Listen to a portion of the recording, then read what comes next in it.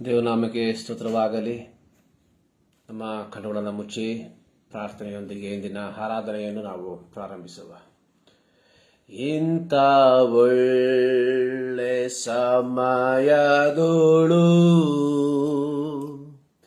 ಯೇಸುವೇ ನಿನ್ ಬಾಳಿ ಬಂದೆವು, ನಿಮ್ಮ ಮಕ್ಕಳಾದ ನಾವು ನಿಮ್ಮನ್ನೇ ಅರಸಿ ಬಂದೆವು. ನಮ್ಮ ಮೇಲೆ ದಯವಿಡು ಸ್ವಾಮಿ, ನಿಮ್ಮ ಕರುಣೆಯನ್ನು ತೋರಿಸು. ನಮ್ಮ ಮೇಲೆ ದಯವಿಡು ಸ್ವಾಮಿ, ನಿಮ್ಮ ಕರುಣೆಯನ್ನು ತೋರಿಸು. ನಿಮ್ಮನ್ನೇ ರಕ್ಷಕನಾಗಿ ಕಾಣಲು ಪ್ರೇರಿಸು ನಮ್ಮೆಲ್ಲರನ್ನು. ನಿಮ್ಮನ್ನೇ ರಕ್ಷಕನಾಗಿ ಕಾಣಲು ಪ್ರೇರಿಸು ನಮ್ಮೆಲ್ಲರನ್ನು.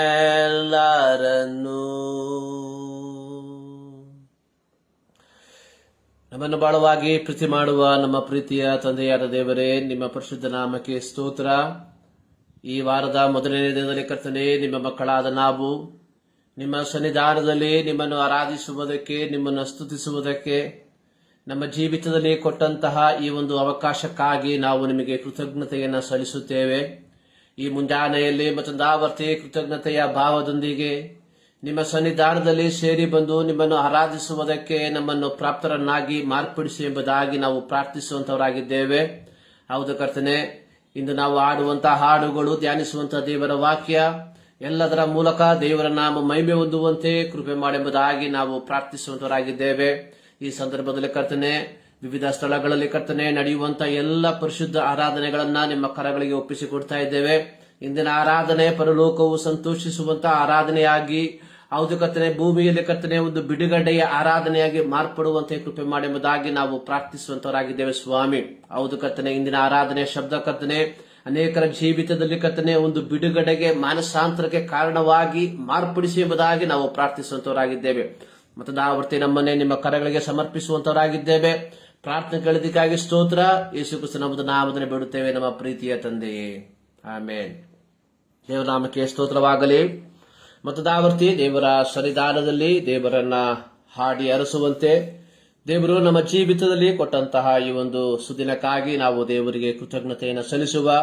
ಪ್ರಾರಂಭದಲ್ಲಿ ಒಂದು ಹಾಡಿನ ಚರಣಗಳನ್ನು ಹಾಡಿ ದೇವರ ನಾಮವನ್ನು ನಾವು ಮಹಿಮೆಪಡಿಸುವ. ಯಾವಾಗಲೂ ಕರ್ತನಲ್ಲಿ ಸಂತೋಷಿಸಿರಿ, ಸಂತೋಷ ಪಡಿರಿ ಎಂದು ತಿರುಗಿ ಹೇಳುತ್ತೇನೆ, ಎಂದು ತಿರುಗಿ ಹೇಳುತ್ತೇನೆ.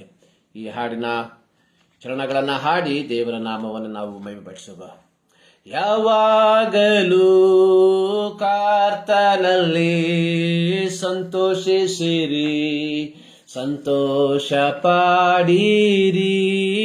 ಯಾವಾಗಲೂ ಕರ್ತನಲ್ಲಿ ಸಂತೋಷಿಸಿರಿ, ಸಂತೋಷ ಪಡಿರಿ ಎಂದು ತಿರುಗಿ ಹೇಳುತ್ತೇನೆ, ಎಂದು ತಿರುಗಿ ಹೇಳುತ್ತೇನೆ, ಎಂದು ತಿರುಗಿ ಹೇಳುತ್ತೇನೆ, ಎಂದು ತಿರುಗಿ ಹೇಳುತ್ತೇನೆ. ಯಾವಾಗಲೂ ಕರ್ತನಲ್ಲಿ ಸಂತೋಷಿಸಿರಿ, ಸಂತೋಷ ಪಡಿರಿ. ಯಾವಾಗಲೂ ಕರ್ತನಲ್ಲಿ ಸಂತೋಷಿಸಿರಿ, ಸಂತೋಷ ಪಡಿರಿ. ಯಾರ್ಯಾರು ಆತನನ್ನು ಅಂಗೀಕರಿಸಿದರೋ, ಆತನ ಹೆಸರಿನಲ್ಲಿ ನಂಬಿಕೆ ಇಟ್ಟಾರೋ, ಯಾರ್ಯಾರು ಆತನನ್ನು ಅಂಗೀಕರಿಸಿದರು. ಆತನ ಹೆಸರಿನಲ್ಲಿ ನಂಬಿಕೆ ಇಟ್ಟರು. ಅವರಿಗೆ ಸಿಕ್ಕುವುದು ನಿಜವಾದ ಸಂತೋಷವು. ಅವರಿಗೆ ಸಿಕ್ಕುವುದು ನಿಜವಾದ ಸಂತೋಷವು. ಯಾವಾಗಲೂ ಕರ್ತನಲ್ಲಿ ಸಂತೋಷಿಸಿರಿ, ಸಂತೋಷ ಪಡಿರಿ. ಯಾವಾಗಲೂ ಕರ್ತನಲ್ಲಿ ಸಂತೋಷಿಸಿರಿ, ಸಂತೋಷ ಪಡಿರಿ. ಯಾರ್ಯಾರು ಪ್ರಭುವಿನ ಸಮ್ಮುಖದಲ್ಲಿಯೇ ಹೆಚ್ಚಿನ ಸಮಯವನ್ನು ಕಳೆಯುತ್ತಿರುವಾರೋ, ಯಾರ್ಯಾರು ಪ್ರಭುವಿನ ಸಮ್ಮುಖದಲ್ಲಿಯೇ ಹೆಚ್ಚಿನ ಸಮಯವನ್ನು ಕಳೆಯುತ್ತಿರುವಾರೋ, ಅವರಿಗೆ ಸಿಕ್ಕುವುದು ಪರಲೋಕ ಸಂತೋಷವು. ಅವರಿಗೆ ಸಿಕ್ಕುವುದು ಪರಲೋಕ ಸಂತೋಷವು. ಯಾವಾಗಲೂ ಕರ್ತನಲ್ಲಿ ಸಂತೋಷಿಸಿರಿ, ಸಂತೋಷ ಪಡಿರಿ. ಯಾವಾಗಲೂ ಕರ್ತನಲ್ಲಿ ಸಂತೋಷಿಸಿರಿ, ಸಂತೋಷ ಪಡಿರಿ.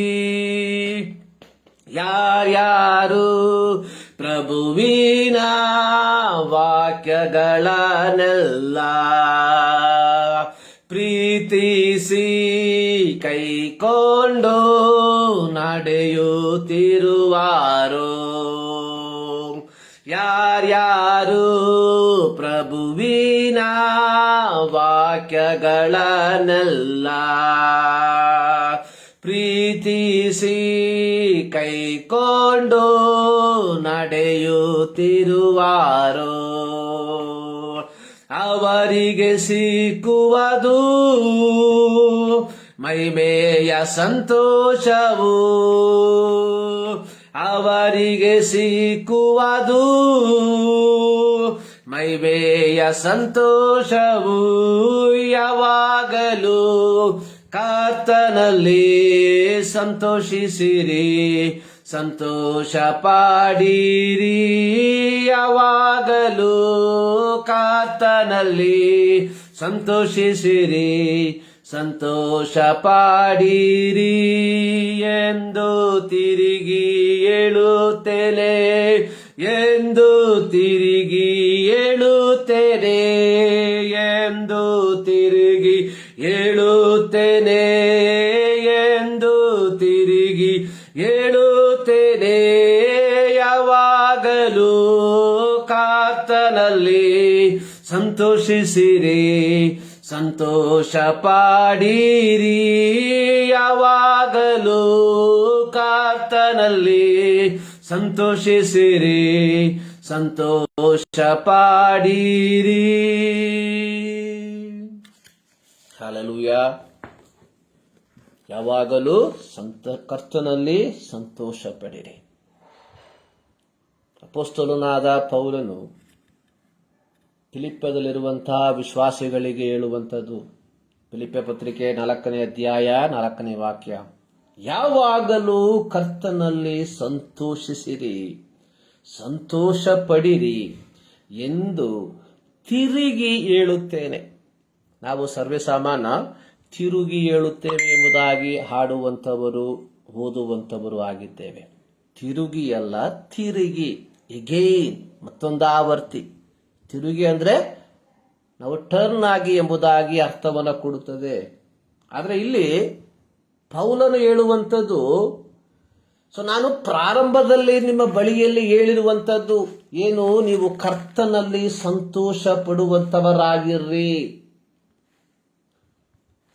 ಕರ್ತನಲ್ಲಿ ನೀವು ಸಂತೋಷ ಪಡುವಂತವರಾಗಿರ್ರಿ. ಈಗಲೂ ನಾನು ನಿಮಗೆ ಹೇಳುವಂಥದ್ದು, ನೀವು ಕರ್ತನಲ್ಲಿ ಸಂತೋಷ ಪಡಿರಿ. ಒಬ್ಬ ದೇವರ ಮಗನ, ಮಗಳ ಅಥವಾ ಭಕ್ತನ ಸಂತೋಷ ಅನ್ನುವಂಥದ್ದು ನಮ್ಮ ಕರ್ತನಲ್ಲಿ ಮಾತ್ರ ಆಗಿರುವಂಥದ್ದಾಗಿರಬೇಕು. ಇಂದು ಲೋಕದಲ್ಲಿ ಅನೇಕರು ಅನೇಕ ವಿಧದಲ್ಲಿ ಸಂತೋಷಿಸುವಂಥದ್ದನ್ನು ನಾವು ನೋಡುತ್ತೇವೆ. ಲೋಕದಲ್ಲಿ ಜನರು ಸಂತೋಷ ಪಡುವಂತಹ ಸಂತೋಷಗಳು ಕೇವಲ ತಾತ್ಕಾಲಿಕವಾಗಿರುವಂಥದ್ದಾಗಿದೆ. ಅದಕ್ಕೆ ಕೆಲವು ಸಮಯಗಳು ನಿಗದಿಪಡಿಸಲಾಗಿದೆ. ಲೌಕಿಕವಾಗಿ ಅನೇಕರು ಅನೇಕ ವಿಧಗಳಲ್ಲಿ ಸಂತೋಷಿಸುವಂಥದ್ದು. ಕೆಲವರು ಮದ್ಯಪಾನದಲ್ಲಿ ಸಂತೋಷಿಸುವಂತವರಾಗಿದ್ದಾರೆ. ಆದರೆ ಒಂದು ಪ್ರತ್ಯೇಕವಾದ ಸಮಯವು ಕಳೆದ ನಂತರ ಅವರ ಸಂತೋಷವು ದುಃಖವಾಗಿ ಮಾರ್ಪಡುವಂಥದ್ದನ್ನು ನಾವು ನೋಡುತ್ತೇವೆ. ಹೀಗೆ ಹಲವು ವಿಧದಲ್ಲಿ ಜನರು, ಲೌಕಿಕರು ಸಂತೋಷವನ್ನ ಪಡೆದುಕೊಳ್ಳುವುದಕ್ಕೆ ಅಥವಾ ಸಂತೋಷವನ್ನ ಹೊಂದುವುದಕ್ಕೆ ಪ್ರಯತ್ನಿಸುವಂಥದ್ದನ್ನು ನಾವು ನೋಡುವಾಗ, ಈ ಎಲ್ಲ ಸಂತೋಷಗಳು ಕೇವಲ ಅಲ್ಪ ನಿಮಿಷಗಳಿಗೆ ಮಾತ್ರ ಸೀಮಿತವಾಗಿರುವಾಗ, ಇಲ್ಲಿ ಅಪೊಸ್ತಲನಾದ ಪೌಲನು ಫಿಲಿಪ್ಪದಲ್ಲಿರುವಂತಹ ವಿಶ್ವಾಸಿಗಳಿಗೆ ಹೇಳುವಂಥದ್ದು, 3ನೇ ಅಧ್ಯಾಯದ ಪ್ರಾರಂಭ ವಾಕ್ಯದಲ್ಲಿ ಪೌಲನು ಹೇಳುವಂಥದ್ದು, ಕಡೆ ಮಾತೇನೆಂದರೆ, ನನ್ನ ಸಹೋದರರೇ, ಕರ್ತನಲ್ಲಿ ಸಂತೋಷ ಪಡಿರಿ. ಮೊದಲು ನಿಮಗೆ ತಿಳಿಸಿದ ಮಾತುಗಳನ್ನು ತಿರುಗಿ ನಿಮಗೆ ಬರೆಯುವುದರಲ್ಲಿ ನನಗೇನು ಭಯವಿಲ್ಲ, ಬೇಸರವಿಲ್ಲ. 3ನೇ ಅಧ್ಯಾಯದ ಪ್ರಾರಂಭ ವಾಕ್ಯದಲ್ಲಿಯೂ ಪೌಲನು ಹೇಳುವಂಥದ್ದು, ನೀವು ಕರ್ತನಲ್ಲಿ ಸಂತೋಷ ಪಡಿರಿ. ಕರ್ತನಲ್ಲಿ ನೀವು ಸಂತೋಷ ಪಡಿರಿ. 4ನೇ ಅಧ್ಯಾಯದಲ್ಲಿ ಆತನು ತಿರುಗಿ ಹೇಳುವಂಥದ್ದು, ನೀವು ಕರ್ತನಲ್ಲಿ ಸಂತೋಷ ಪಡಿರಿ ಎಂಬುದಾಗಿ ನಿಮಗೆ ತಿರುಗಿ ನಾನು ಹೇಳುವಂತವನಾಗಿದ್ದೇನೆ. ಅಂದ್ರೆ ಒಬ್ಬ ಭಕ್ತನ ಸಂತೋಷ ಕರ್ತನಲ್ಲಿ ಮಾತ್ರ ಎಂಬುದಾಗಿ ನಾವು ಇಲ್ಲಿ ಅರ್ಥ ಮಾಡಿಕೊಳ್ಳಬೇಕು. ಇಂದು ನಾವುಗಳು ಅನೇಕ ವಿಚಾರಗಳಲ್ಲಿ ನಾವು ಸಂತೋಷ ಪಡುವಂತವರು. ಪ್ರತ್ಯೇಕವಾಗಿ ತಂದೆ ತಾಯಿಗಳಾದ ನಾವು ನಮ್ಮ ಮಕ್ಕಳಲ್ಲಿ ಸಂತೋಷ ಪಡುತ್ತೇವೆ. ದೇವರ ಸೇವೆಯನ್ನು ಮಾಡುವಂತವರು ತಮ್ಮ ಸಭೆಯಲ್ಲಿ ಸಂತೋಷ ಪಡ್ತಾರೆ, ತಮ್ಮ ವಿಶ್ವಾಸಿಗಳನ್ನು ನೋಡಿ ಸಂತೋಷ ಪಡ್ತಾರೆ. ಅಥವಾ ಹೊಸದಾಗಿ ಯಾವುದಾದರೂ ವಸ್ತುಗಳು ನಮಗೆ ಲಭಿಸಿರುವುದಾದರೆ ಅದರ ಕುರಿತಾಗಿ ನಾವು ಸಂತೋಷ ಪಡ್ತೇವೆ. ಆದರೆ ಈ ಎಲ್ಲ ಸಂತೋಷಗಳು ತಾತ್ಕಾಲಿಕವಾಗಿರುವಂಥದ್ದು. ಕಣ್ಣಿಗೆ ಕಾಣುವಂತಹ ಸಂತೋಷಗಳು ತಾತ್ಕಾಲಿಕವಾಗಿರುವಂಥದ್ದು. ನಿತ್ಯ ನಿರಂತರವಾದ ಸಂತೋಷವನ್ನು ನಾವು ಕರ್ತನಲ್ಲಿ ಮಾತ್ರ ಹೊಂದಿಕೊಳ್ಳಬಹುದಾಗಿದೆ. ಈ ನಿತ್ಯವಾದ ಸಂತೋಷವನ್ನ ನಾವು ಕರ್ತನಲ್ಲಿ ಮಾತ್ರ, ಬೇರೆ ಎಲ್ಲೂ ಸಹ ನಮಗೆ ಹೊಂದಿಕೊಳ್ಳುವುದಕ್ಕೆ ಅಸಾಧ್ಯವಾಗಿರುವಂತದ್ದಾಗಿದೆ. ಆದುದರಿಂದಲೇ ಪೇತ್ರನು ಹೇಳುವಂಥದ್ದು, ಕರ್ತನಲ್ಲಿ ನೀವು ಸಂತೋಷ ಪಡಿರಿ. ಪ್ರಿಯರೇ, ನಾವು ಕರ್ತನಲ್ಲಿ ಸಂತೋಷ ಪಡುವಂತವರಾಗಿದ್ದೇವ? ನಾವು ಹಾಡಿದ ಹಾಡಿನಲ್ಲಿ ಹಾಡುಗಾರನು ಹಾಡಿರುವಂಥದ್ದು, ಯಾರು ಆತನನ್ನು ಅಂಗೀಕರಿಸಿದರೋ ಅವರಿಗೆ ನಿಜವಾದ ಸಂತೋಷವು ಸಿಗ್ತದೆ. ಯಾರು ಪ್ರಭುವಿನ ಸಮ್ಮುಖದಲ್ಲಿ ಸಮಯವನ್ನು ಕಳೆಯುತ್ತಾರೋ ಅವರಿಗೆ ಪರಲೋಕದ ಸಂತೋಷವು ಸಿಗ್ತದೆ. ಯಾರು ಪ್ರಭುವಿನ ವಾಕ್ಯಗಳನ್ನ ಕೈಕೊಂಡು ನಡೆಯುತ್ತಾರೋ ಅಂತವರಿಗೆ ಮಹಿಮೆಯ ಸಂತೋಷ ಸಿಗ್ತದೆ. ಅಂದ್ರೆ ಕರ್ತನಲ್ಲಿ ನಾವು ಸಂತೋಷ ಪಡುವಂತವರಾಗಿರಬೇಕಾದರೆ ನಾವು ಕರ್ತನನ್ನ ಅಂಗೀಕರಿಸಿದಂಥವರು, ಕರ್ತನ ಸಮ್ಮುಖದಲ್ಲಿ ಕುಳಿತುಕೊಳ್ಳುವಂಥವರು, ಕರ್ತನ ವಾಕ್ಯಗಳನ್ನ ಕೈಕೊಂಡು ನಡೆಯುವಂತವರಾಗಿರಬೇಕು. ಅಂದ್ರೆ ಯಾರು ಕರ್ತನನ್ನ ಅಂಗೀಕರಿಸಿ ಕರ್ತನ ಸಮ್ಮುಖದಲ್ಲಿ ಕುಳಿತುಕೊಂಡವರಾಗಿ ಕರ್ತನ ವಾಕ್ಯಗಳನ್ನ ಕೇಳಿ ಕೈಕೊಂಡು ನಡೆಯುತ್ತಾರೋ ಅಂಥವರ ಜೀವಿತದಲ್ಲಿ ಒಂದು ಸಂತೋಷ, ದೈವಿಕವಾದ ಸಂತೋಷವನ್ನ ನಾವು ಕಾಣಬಹುದಾಗಿದೆ. ಕೆಲವೊಮ್ಮೆ ನಾವು ಕೇಳಿರಬಹುದು, ಎಂತಹ ಪ್ರತಿಕೂಲಗಳ ಮಧ್ಯದಲ್ಲಿ ಹಾದು ಹೋಗುತ್ತಿರುವಾಗಲೂ ಕೆಲವು ಭಕ್ತರು ಬಹಳ ಅಸನ್ಮುಖಿಗಳಾಗಿ ಇರುವಂಥದ್ದನ್ನು ನಾವು ಕಾಣ್ತೇವೆ. ಜೀವಿತದಲ್ಲಿ ಅನೇಕ ವಿಧವಾದ ಹೋರಾಟಗಳು ಇದ್ದಾಗ್ಯೂ, ಅನೇಕ ವಿಧವಾದಂತಹ ಪ್ರತಿಕೂಲಗಳಲ್ಲಿ ಅವರು ಹಾದು ಹೋಗುತ್ತಿದ್ದಾಗ್ಯೂ ಅವರ ಮುಖದಲ್ಲಿ ಒಂದು ರೀತಿಯ ಅಸನ್ಮುಖ. ಅದಕ್ಕೆ ಕಾರಣ ಅವರ ಸಂತೋಷ ಅನ್ನುವಂಥದ್ದು, ಅಂದ್ರೆ ಈ ಲೋಕದ ಪ್ರತಿಕೂಲಗಳು, ಈ ಲೋಕದಲ್ಲಿ ಸಂಭವಿಸುವಂತಹ ಕಾರ್ಯಗಳು ಅವರ ಆತ್ಮಿಕ ಜೀವಿತದಲ್ಲಿ ಆ ದೈವಿಕವಾದ ಸಂತೋಷವನ್ನ ತೆಗೆಯುವುದಕ್ಕೆ ಆಗದೆ ಇರುವಂತದ್ದಾಗಿದೆ. ಅಂದ್ರೆ ನಮ್ಮ ಜೀವಿತದಲ್ಲಿ ಒಂದು ದೈವಿಕವಾದ ಸಂತೋಷದಿಂದ ನಾವು ತುಂಬಲ್ಪಟ್ಟಿರುವಾಗ ಈ ಲೌಕಿಕವಾದ ಯಾವ ವಿಚಾರಗಳು ನಮ್ಮ ದೈವಿಕವಾದ ಸಂತೋಷವನ್ನ ತೆಗೆದು ಹಾಕುವುದಕ್ಕೆ ಸಾಧ್ಯವಿಲ್ಲ ಎಂಬುವಂಥದ್ದನ್ನು ನಾವು ಅರ್ಥ ಮಾಡಿಕೊಳ್ಬೇಕು. ನೋಡಿ, ಪೌಲನು ಈ ಪತ್ರಿಕೆಯನ್ನ ಬರೆಯುವಂತಹ ಸಂದರ್ಭದಲ್ಲಿ ಆತನು ಸೆರೆಮನೆಯಲ್ಲಿ ಹಾಕಲ್ಪಟ್ಟವನಾಗಿದ್ದನು. ಸೆರೆಮನೆಯಲ್ಲಿ ಕುಳಿತುಕೊಂಡವನಾಗಿ ಪೌಲನು ಫಿಲಿಪ್ಪದಲ್ಲಿರುವಂತಹ ವಿಶ್ವಾಸಿಗಳಿಗೆ ಹೇಳುವಂಥದ್ದು, ನೀವು ಕರ್ತನಲ್ಲಿ ಸಂತೋಷ ಪಡ್ರಿ, ರಿಜಾಯ್ಸ್ ಇನ್ ದ ಲಾರ್ಡ್, ಕರ್ತನಲ್ಲಿ ಸಂತೋಷ ಪಡ್ರಿ. ನಾನು ಇಂದು ಈ ಬೇಡಿಯಲ್ಲಿ ಆಗಿದ್ದಾಗ್ಯೂ ನಾನು ಕರ್ತನಲ್ಲಿ ಸಂತೋಷ ಪಡ್ತೇನೆ. ಕಾರಣ ನನ್ನ ಈ ಬೇಡಿ ಕರ್ತನ ವಾಕ್ಯದ ನಿಮಿತ್ತವಾಗಿ ಆದುದರ ಫಲವಾಗಿ ನಾನು ಸಂತೋಷ ಪಡುವಂತವನಾಗಿದ್ದೇನೆ. ಪ್ರಿಯರೇ, ನಮ್ಮ ಜೀವಿತದಲ್ಲಿ ದೈವಿಕವಾದ ವಿಚಾರಗಳ ಮೂಲಕವಾಗಿ ಕಷ್ಟ ಸಂಕಟಗಳು, ನಿಂದೆಗಳು, ಪರಿಹಾಸ್ಯಗಳು, ಅಪಮಾನಗಳು ಬರುವಾಗ ನಾವು ನಿರಾಶೆಗೊಳ್ಳುವಂಥದ್ದಲ್ಲ. ಕರ್ತನ ನಾಮದ ನಿಮಿತ್ತವಾಗಿ, ಕರ್ತನ ಹೆಸರಿನ ನಿಮಿತ್ತವಾಗಿ ಈ ನಿಂದೆಯನ್ನ ಅನುಭವಿಸುವುದಕ್ಕೆ ನಾವು ಪ್ರಾಪ್ತರಾಗಿದ್ದೇವೆ ಎಂದು ನೆನೆಸಿ ನಾವು ಸಂತೋಷ ಪಡುವಂತವರಾಗಿರಬೇಕು. ಇವತ್ತು ನಾವು ದುಃಖ ಪಡುವುದಕ್ಕೆ ಕಾರಣ ನಮ್ಮದೇ ಆದಂತಹ ಕೆಲವು ತಪ್ಪಾದ ನಿರ್ಧಾರಗಳ ನಿಮಿತ್ತವಾಗಿ. ದೇವರ ಮಕ್ಕಳು ಇದರಲ್ಲಿ ಹೊರತಾಗಿಲ್ಲ. ತಮ್ಮ ಸ್ವಾರ್ಥಕ್ಕಾಗಿ ತಮ್ಮನ್ನ ತೋರ್ಪಡಿಸುವುದಕ್ಕೋಸ್ಕರವಾಗಿ ನಾವು ಸಾಲ ಗಿಲ ಮಾಡಿ ಕೆಲವು ವಸ್ತುಗಳನ್ನು ತೆಗೆದುಕೊಂಡು ಅದನ್ನ ಕಟ್ಟುವುದಕ್ಕೆ ದುಡ್ಡಿಲ್ಲದೆ ನಾವು ದುಃಖ ಪಡುವಂತದನ್ನು ನಾವು ನೋಡ್ತೇವೆ. ಇದರಲ್ಲಿ ದೈವಿಕವಾದ ಯಾವ ಕಾರ್ಯಗಳು ಇಲ್ಲ. ನೋಡಿ, ಇಲ್ಲಿ ಪೌಲನು ಹೇಳಿರುವಂಥದ್ದು, ಕರ್ತನ ನಿಮಿತ್ತವಾಗಿ ನಿಂದೆಯನ್ನ, ಅಪಮಾನವನ್ನ ನಾವು ಸಹಿಸಬೇಕಾಗಿದ್ದಾಗ್ಯೂ ನಾವು ಈ ನಿಂದೆಯಲ್ಲಿ, ಈ ಅಪಮಾನದಲ್ಲಿ ನಾವು ಸಂತೋಷ ಪಡುವಂತವರಾಗಿದ್ದೇವೆ. ಕಾರಣ ಈ ಅಪಮಾನ ದೇವರ ನಾಮದ ನಿಮಿತ್ತವಾಗಿ ಸಂಭವಿಸಿರುವುದರಿಂದ. ಇಲ್ಲಿ ಪೌಲರು ಹೇಳುವಂಥದ್ದು, ಸಂತೋಷ ಪಡ್ರಿ. ದುಃಖದ ಸಂದರ್ಭದಲ್ಲಿ, ನಿರಾಶೆಯ ಸಂದರ್ಭದಲ್ಲಿ ನೀವು ಜಿಗುಪ್ಸೆಗೊಳ್ಳದೆ ಕರ್ತನಲ್ಲಿ ನೀವು ಸಂತೋಷ ಪಡುವಂತವರಾಗಿರ್ರಿ. ಪ್ರಿಯರೇ, ಈ ಮುಂಜಾನೆಯಲ್ಲಿ ನಾವು ದೇವರಲ್ಲಿ ಸಂತೋಷ ಪಡುವಂತವರಾಗಿದ್ದೇವ.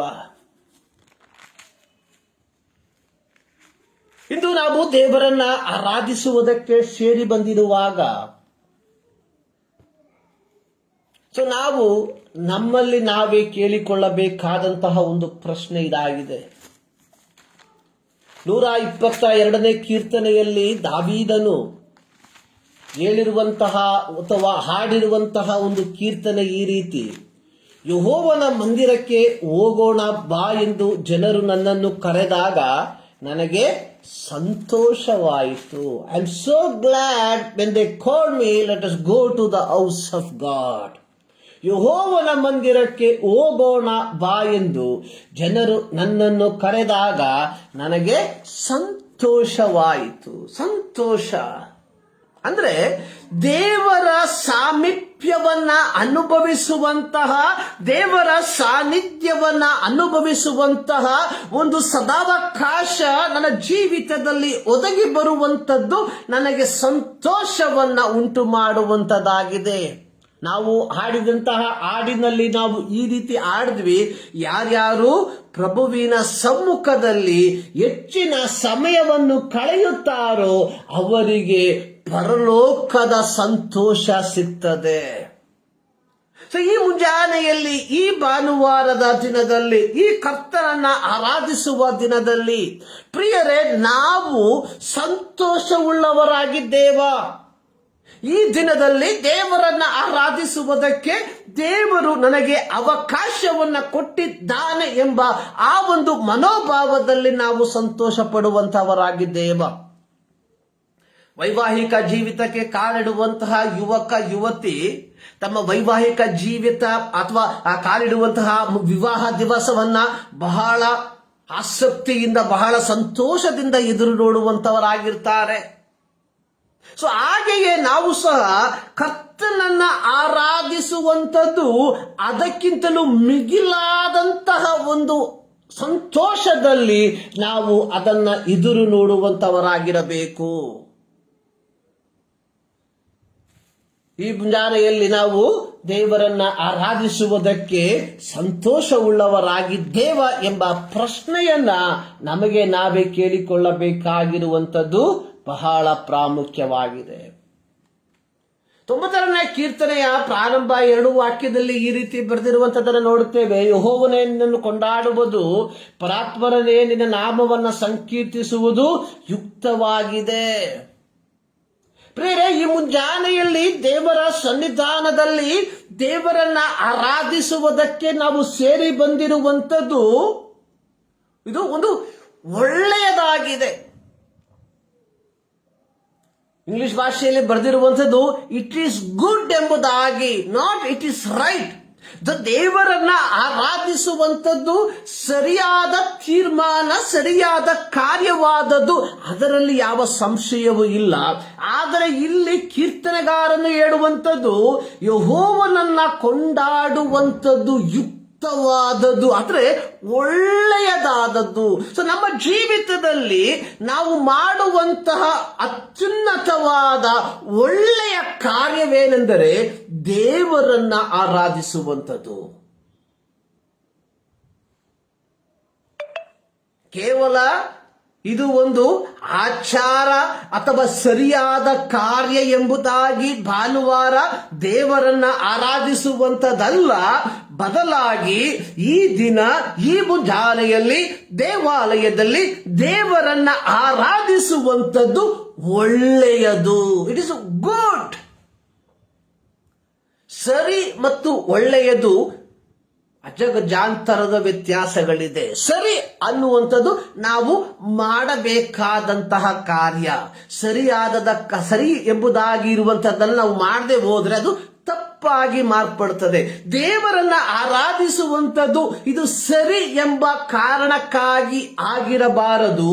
ಬದಲಾಗಿ ದೇವರನ್ನ ಆರಾಧಿಸುವಂಥದ್ದು ಒಳ್ಳೆಯದು ಎಂಬ ಕಾರಣಕ್ಕಾಗಿ ನಾವು ದೇವರನ್ನ ಆರಾಧಿಸುವಂತವರಾಗಿರಬೇಕು. ಇದು ಅನೇಕರು ದೇವಾಲಯಕ್ಕೆ ಸೇರಿ ಬರುವಂಥದ್ದು ಇದು ಸರಿ ಎಂಬ ಕಾರಣಕ್ಕಾಗಿ.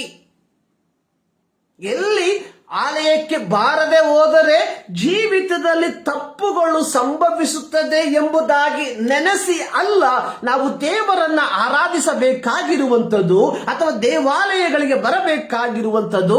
ನಾವು ದೇವರನ್ನ ಆರಾಧಿಸುವಂಥದ್ದು, ದೇವಾಲಯಗಳಿಗೆ ಸೇರಿ ಬರುವಂಥದ್ದು, ಆತನನ್ನ ಸ್ತುತಿಸುವಂಥದ್ದು, ಆತನನ್ನ ಆರಾಧಿಸುವಂಥದ್ದು ಒಳ್ಳೆಯದು ಎಂಬ ಕಾರಣಕ್ಕಾಗಿ ಆಗಿರಬೇಕಾಗಿದೆ.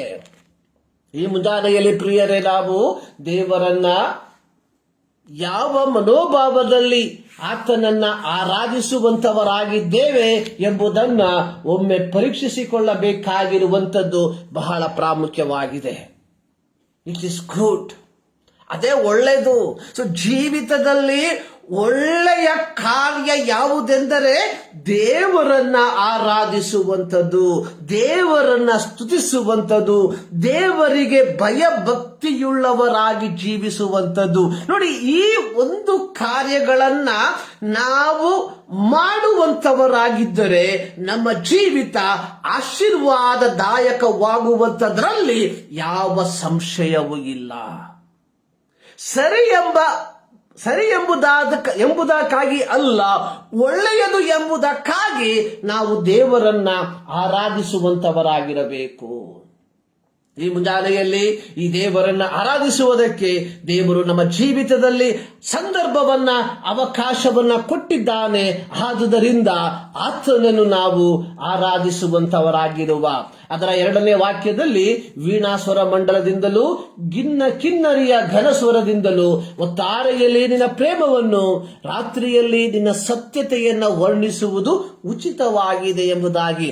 ಅದು ನೋಡಿ, ದೇವರನ್ನ ಆರಾಧಿಸುವಂಥದ್ದು ಅದು ನಿಜವಾಗಲೂ ನಮ್ಮ ಜೀವಿತದಲ್ಲಿ ಶ್ರೇಷ್ಠವಾದ ಕಾರ್ಯವಾಗಿದೆ. ಯೇಸು ಸ್ವಾಮಿ ಹೇಳಿರುವಂತಹ ಒಂದು ವಾಕ್ಯ ಮತ್ತಾಯನ ಸುವಾರ್ತೆಯಲ್ಲಿ ಬರೆಯಲ್ಪಟ್ಟಿದೆ, ಮೊದಲು ದೇವರ ರಾಜ್ಯಕ್ಕಾಗಿ ನೀತಿಗಾಗಿ ತವಕಪಡ್ರಿ, ಅದರೊಂದಿಗೆ ಎಲ್ಲವೂ ನಿಮಗೆ ಸಿಗ್ತದೆ ಎಂಬುದಾಗಿ. ಒಬ್ಬ ಕ್ರೈಸ್ತನ ಜೀವಿತದಲ್ಲಿ ಅತ್ಯಮೂಲ್ಯವಾಗಿ ಬೇಕಾದಂತಹ ಒಂದು ಘಟಕ ಅನ್ನುವಂಥದ್ದು ತನ್ನ ಜೀವಿತದ ಮೂಲಕವಾಗಿ ದೇವರನ್ನ ಆರಾಧಿಸುವಂಥದ್ದು. ದೇವರನ್ನ ಆರಾಧಿಸುವಂಥದ್ದು ಎಂಬುದಾಗಿ ನಾವು ಹೇಳುವಾಗ ನಮ್ಮ ಕೆಲಸ ಕಾರ್ಯಗಳನ್ನ ಬಿಟ್ಟು, ನಮ್ಮ ವಿದ್ಯಾಭ್ಯಾಸವನ್ನ ಬಿಟ್ಟು ದಿನದ 24 ಗಂಟೆ ಸತ್ಯವೇದವನ್ನ ಓದಿ ಕುಳಿತುಕೊಳ್ಳುವಂಥದ್ದಲ್ಲ. ನಾವು ಓದುವಂತಹ ಶಾಲೆಯಲ್ಲಿ, ನಾವು ಕೆಲಸ ಮಾಡುವಂತಹ ಜಾಗದಲ್ಲಿ ದೇವರನ್ನ ಆರಾಧಿಸುವಂತಹ ವ್ಯಕ್ತಿಗಳಾಗಿ ಮಾರ್ಪಡುವಂಥದ್ದು. ಪೌಲನು ಹೇಳಿರುವ ರೀತಿಯಲ್ಲಿ ರೋಮಪತ್ರಿಕೆ 12ನೇ ಅಧ್ಯಾಯ, ನೀವು ನಿಮ್ಮ ದೇಹಗಳನ್ನ ದೇವರಿಗೆ ಮೀಸಲಾಗಿ, ನಿಮ್ಮ ಶಾಲೆಯಲ್ಲಿ ನಿಮ್ಮ ದೇಹವನ್ನ, ನಿಮ್ಮನ್ನ ದೇವರಿಗೆ ಮೀಸಲಾಗಿ ಇಡ್ರಿ.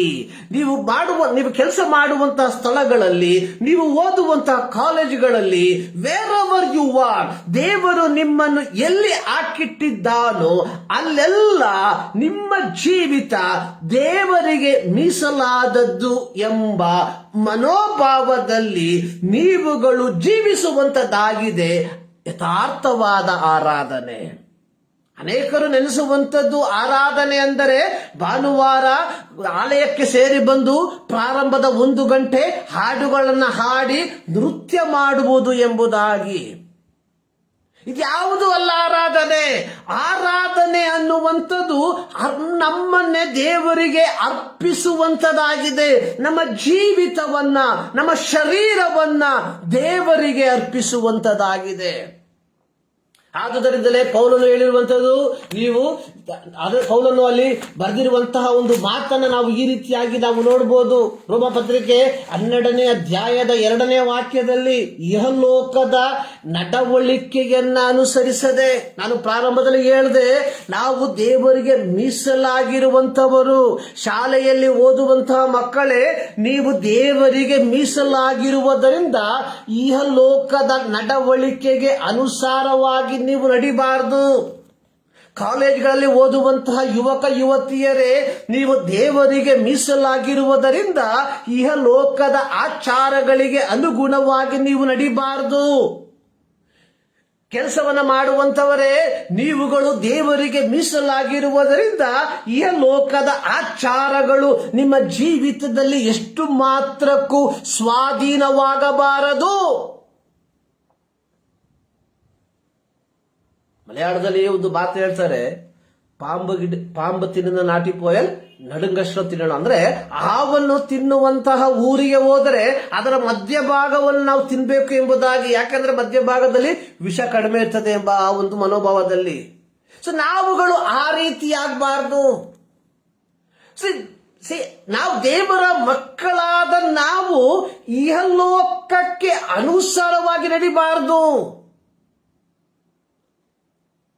ನಾವು ಮೀಸಲಾಗಿರುವಂತಹ ಜನರು ಎಂಬ ಮನೋಭಾವದಲ್ಲಿ ನಾವೇನ್ ಮಾಡಬೇಕು, ಜೀವಿಸುವಂತವರಾಗಿರಬೇಕು. ಸೊ ಇಂದು ಕ್ರೈಸ್ತ ಲೋಕದಲ್ಲಿ ಕಾಣದೇ ಇರುವಂತಹ ಒಂದು ಘಟಕ ಇದಾಗಿದೆ. ಭಾನುವಾರ ಆಲಯಕ್ಕೆ ಬರುವುದರಿಂದ ಈತ ಕ್ರೈಸ್ತ ಅಥವಾ ಈಕೆ ಕ್ರೈಸ್ತಳು ಎಂಬುದಾಗಿ ನಾವು ಹೇಳಬಹುದೇ ಹೊರತು, ಬಾಕಿ ದಿನಗಳಲ್ಲಿ ಇವರು ಓದುವಂತಹ ಶಾಲೆಗಳಲ್ಲಿ ಆಗಲಿ ಅಥವಾ ಮಾಡುವಂತಹ ಕೆಲಸದ ಸ್ಥಳಗಳಲ್ಲಿ ಆಗಲಿ ಇವರ ಜೀವಿತವನ್ನು ನೋಡಿದರೆ ಈತ ಕ್ರೈಸ್ತನು ಅಥವಾ ಕ್ರೈಸ್ತಳು ಎಂಬುದಾಗಿ ಹೇಳುವುದಕ್ಕೆ ಅಸಾಧ್ಯವಾಗಿರುವಂತದ್ದಾಗಿರ್ತದೆ. ನಮ್ಮ ವೇಷಭೂಷಣಗಳಿಂದ ಹಿಡಿದು, ನಮ್ಮ ಒಡನಾಟದಿಂದ ಹಿಡಿದು, ನಮ್ಮ ಮಾತಿನಿಂದ ಹಿಡಿದು ಸಕಲವು ಇಹಲೋಕಕ್ಕೆ ಅನುಗುಣವಾಗಿ ಇರುವಂತದ್ದನ್ನು ನಾವು ನೋಡ್ತೇವೆ. ಒಬ್ಬ ಕ್ರೈಸ್ತನ ಜೀವಿತ ಹೇಗಿರಬೇಕು, ನೂತನ ಮನಸ್ಸನ್ನ ಹೊಂದಿಕೊಂಡು ಪರಲೋಕ ಭಾವದವರಾಗಿ. ಅಂದ್ರೆ ಈ ಲೋಕದಲ್ಲಿ ನಾವು ಒಂದು ಪರಲೋಕದ ಭಾವದವರಾಗಿ ಜೀವಿಸಬೇಕು, ಅಥವಾ ಪರಲೋಕಕ್ಕೆ ಅಥವಾ ಪರಲೋಕ ಇಚ್ಛಿಸುವಂತಹ, ಪರಲೋಕ ನಮಗೆ ಹೇಳಿರುವಂತಹ ಮಾದರಿಯ ಪ್ರಕಾರವಾಗಿ ನಾವು ಈ ಲೋಕದಲ್ಲಿ ಜೀವಿಸುವಂತವರಾಗಿರಬೇಕು. ಇದರಲ್ಲಿ ನಮ್ಮ ವೇಷಭೂಷಣವು, ನಮ್ಮ ಮಾತುಗಳು, ನಮ್ಮ ಒಡನಾಟಗಳು ಎಲ್ಲವೂ ಅಡಕವಾಗಿರುವಂತದ್ದಾಗಿದೆ. ಈ ಮುಂಜಾನೆಯಲ್ಲಿ ನಾವು ಯೋಚನೆ ಮಾಡಬೇಕು, ನಾವು ಪರಲೋಕ ಭಾವಕ್ಕೆ ಅನುರೂಪರಾಗಿ ಈ ಲೋಕದಲ್ಲಿ ನಾವು ಜೀವಿಸುವಂತವರಾಗಿದ್ದೇವ.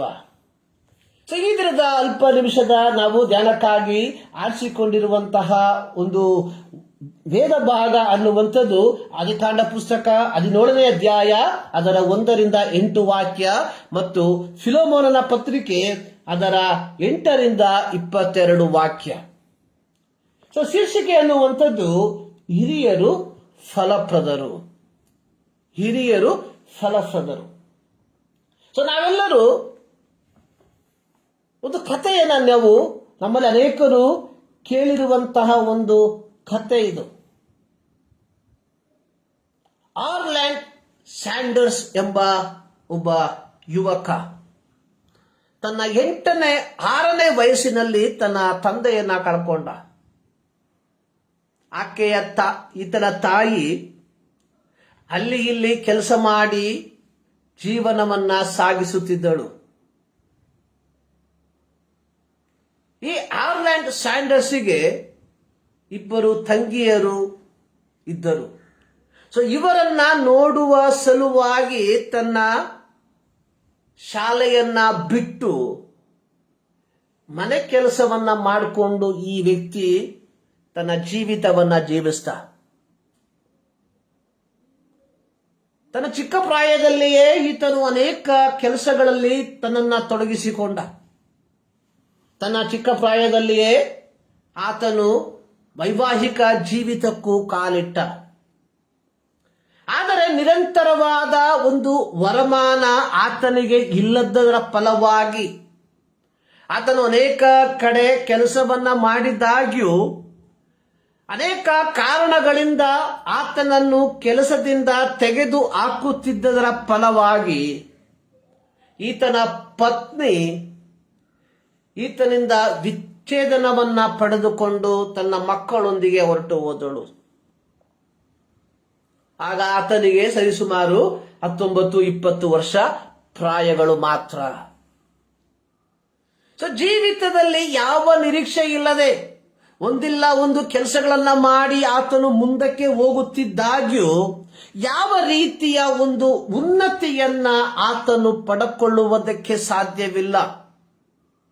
ಆತನಿಗೆ ಅಡಿಗೆ ಮಾಡುವುದಕ್ಕೆ ಬಂದದರ ಫಲವಾಗಿ ಅನೇಕ ವಿಧವಾದಂತಹ ವ್ಯವಹಾರಗಳಲ್ಲಿ ಆತನು ತಲ್ಲೀಡನಾಗಿದ್ದಾಗ್ಯೂ ಅವೆಲ್ಲವೂ ಆತನನ್ನ ಕೈಬಿಟ್ಟು ಹೋಗುವಂತಹ ಒಂದು ಅನುಭವ.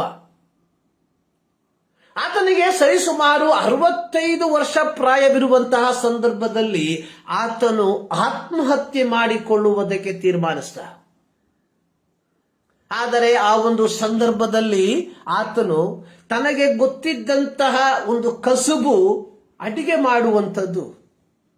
ಸೊ ಅದನ್ನ ಆತ ಉಪಯೋಗಿಸಿ ಒಂದು ಚಿಕನ್ ಅನ್ನ ತೆಗೆದುಕೊಂಡು ಅದನ್ನ ಒಂದು ಫ್ರೈಡ್ ಮಾಡುವಂತಹ ಒಂದು ಕಾಯಕಕ್ಕೆ ಆತನು ಇಳಿದ.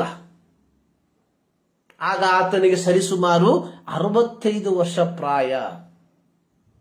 ಸೊ ತದನಂತರವಾಗಿ ಆತನ ಈ ವ್ಯವಹಾರ ದಿನದಿಂದ ದಿನಕ್ಕೆ ವೃದ್ಧಿಯಾಗುವಂಥದ್ದನ್ನು ನಾವು ನೋಡುತ್ತೇವೆ. ಕೆಲವೇ ವರ್ಷಗಳಲ್ಲಿ ಆತ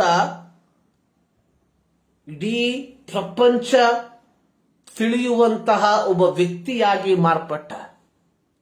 ಇಂದು ಸಹ ನಮ್ಮಲ್ಲಿ ಅನೇಕರು ಆತನ ಈ ಒಂದು ಆಹಾರವನ್ನ ತಿನ್ನುವುದಕ್ಕೆ ಬಯಸುವಂತವರು ಸಾಧ್ಯವಾದರೆ ತಿಂಗಳಿಗೆ 1 ಅಥವಾ 6 ತಿಂಗಳಿಗೆ 1 ಸಾರಿಯಾದರೂ ಈ ಒಂದು ಆಹಾರವನ್ನ, ಈ ಒಂದು ಚಿಕನ್ ಅನ್ನ ನಾವು ತಿನ್ನುವುದಕ್ಕೆ ಬಯಸ್ತೇವೆ. ಇವತ್ತು ಅಮೆರಿಕದಲ್ಲಿ ಮಾತ್ರವಲ್ಲ, ಇಡೀ ಪ್ರಪಂಚದಲ್ಲಿ ಇದರ ಒಂದು ವ್ಯವಹಾರ ವೃದ್ಧಿ ಆಗಿರುವಂಥದ್ದನ್ನು ನೋಡ್ತೇವೆ. ಸೊ ನಮ್ಮೆಲ್ಲರಿಗೆ ಗೊತ್ತಿರುವಂತಹ ಒಂದು ಆಹಾರ KFC ಎಂಬುವಂಥದ್ದು. ಸೊ ಈತ ತನ್ನ ವ್ಯವಹಾರವನ್ನ ಪ್ರಾರಂಭ ಮಾಡಿದಂಥದ್ದು ತನಗೆ 65 ವರ್ಷ ಪ್ರಾಯವಾದಂತಹ ಸಂದರ್ಭದಲ್ಲಿ. ಸರಿ, ನಾವು ಇಂದು ಕೊಟ್ಟಂತಹ ಶೀರ್ಷಿಕೆ ಹಿರಿಯರು ಫಲಪ್ರದರು. ಹಿರಿಯರು ಫಲಪ್ರದರು ಎಂಬುವಂಥದ್ದು. ಆದಿಕಾಂಡ ಪುಸ್ತಕ ಅದರ 17ನೇ ಅಧ್ಯಾಯದಲ್ಲಿ ಅಬ್ರಹಾಮನ ಒಂದು ಸಂಭವ ಕಥೆಯನ್ನು ನಾವು ನೋಡುವಂತವರಾಗಿದ್ದೇವೆ. ಸೊ ನಮ್ಮೆಲ್ಲರಿಗೂ ತಿಳಿದಿರುವಂತಹ ವಿಚಾರ, ದೇವರು ಅಬ್ರಹಾಮನನ್ನ ಕರೆಯುವಂಥದ್ದು, ಅಬ್ರಹಾಮನನ್ನ ಕರೆದಂತಹ ಉದ್ದೇಶ, ದೇವರ ಕರೆಯುವಿಕೆಗೆ ವಿಧೇಯನಾಗಿ ಅಬ್ರಹಾಮನು ಹೊರಟು ಬಂದಂಥದ್ದು, ದೇವರು ಅಬ್ರಹಾಮನಿಗೆ ಮಾಡಿದಂತಹ ವಾಗ್ದಾನ. ಸೊ ಇವೆಲ್ಲವೂ ನಮಗೆ ಚಿರಪರಿಚಿತವಾಗಿರುವಂತಹ ವಿಚಾರವಾಗಿದೆ. ಸೊ ಇಲ್ಲಿ 17ನೇ ಅಧ್ಯಾಯಕ್ಕೆ ಬರುವಂತಹ ಸಂದರ್ಭದಲ್ಲಿ ಅಬ್ರಹಾಮನು 99 ವರ್ಷದ ಪ್ರಾಯದವನಾಗಿದ್ದನು. ದೇವರು ಅಬ್ರಹಾಮನನ್ನ ಕರೆಯುವಾಗ ಅಬ್ರಹಾಮನಿಗೆ 75 ವರ್ಷ, ಈಗ 99 ವರ್ಷ. ಸುಮಾರು 24 ವರ್ಷ ದೇವರ ಮಾತಿಗೆ ವಿಧೇಯನಾಗಿ ಅಬ್ರಹಾಮನು ದೇವರು ತೋರಿಸುವಂತಹ ದೇಶಕ್ಕೆ ಪ್ರಯಾಣವನ್ನ ಬಳಸುವಂತವನಾಗಿದ್ದಾನೆ. ಇಲ್ಲಿ ಅಬ್ರಹಾಮನಿಗೆ 99 ವರ್ಷ ಪ್ರಾಯವಾದಾಗ, ಸರ್ವಶಕ್ತನಾದ ದೇವರು ಅಬ್ರಹಾಮನಿಗೆ ದರ್ಶನ ಕೊಟ್ಟು ಅಬ್ರಹಾಮನೊಂದಿಗೆ ಹೇಳುವಂಥದ್ದು, ನಾನು ಸರ್ವಶಕ್ತನಾದ ದೇವರು, ನನಗೆ ನಡಕೊಂಡು ದೋಷವಿಲ್ಲದವನಾಗಿರು. ನನಗೆ ನಡಕೊಂಡು ದೋಷವಿಲ್ಲದವನಾಗಿರು. ಅರ್ಥಾತ್ ಒಂದು ಪರಿಶುದ್ಧವಾದ ಜೀವಿತವನ್ನ ಜೀವಿಸುವಂತವನಾಗಿರು. 99ನೇ ವರ್ಷಕ್ಕೆ ಕಾಲಿಟ್ಟಿರುವಂತಹ ಅಬ್ರಹಾಮನಿಗೆ ದೇವರ ಈ ಒಂದು ಮಾತು ಏತಕ್ಕಾಗಿ ಎಂಬುವಂಥದ್ದನ್ನ ಕೆಲವೊಮ್ಮೆ ನಾವು ಯೋಚಿಸಬಹುದು. ಇಲ್ಲಿ ಅಬ್ರಹಾಮನೊಂದಿಗೆ ದೇವರು ಹೇಳುವಂಥದ್ದು, ನಾನು ನಿನ್ನ ಸಂಗಡ ಒಂದು ಒಡಂಬಡಿಕೆಯನ್ನ ಮಾಡಿಕೊಳ್ಳುತ್ತೇನೆ. ಅದೇನೆಂದ್ರೆ ಅತ್ಯಧಿಕವಾದ ಸಂತತಿಯನ್ನ ನಿನಗೆ ಕೊಡುವೆನು. ಆದಿಕಾಂಡ 12ನೇ ಅಧ್ಯಾಯದಲ್ಲಿ ದೇವರು ಹೇಳುವಂಥದ್ದು, ನಿನ್ನನ್ನು ದೊಡ್ಡ ಜನಾಂಗವಾಗುವಂತೆ ಮಾಡಿ ಆಶೀರ್ವದಿಸಿ ನಿನ್ನ ಹೆಸರನ್ನ ಪ್ರಖ್ಯಾತಿಗೆ ತರುವೆನು. ಅದರ 4ನೇ ವಾಕ್ಯದಲ್ಲಿ ನಿನ್ನ ಮೂಲಕ ಭೂಲೋಕದ ಎಲ್ಲ ಕುಲದವರಿಗೂ ಆಶೀರ್ವಾದ ಉಂಟಾಗುವುದು.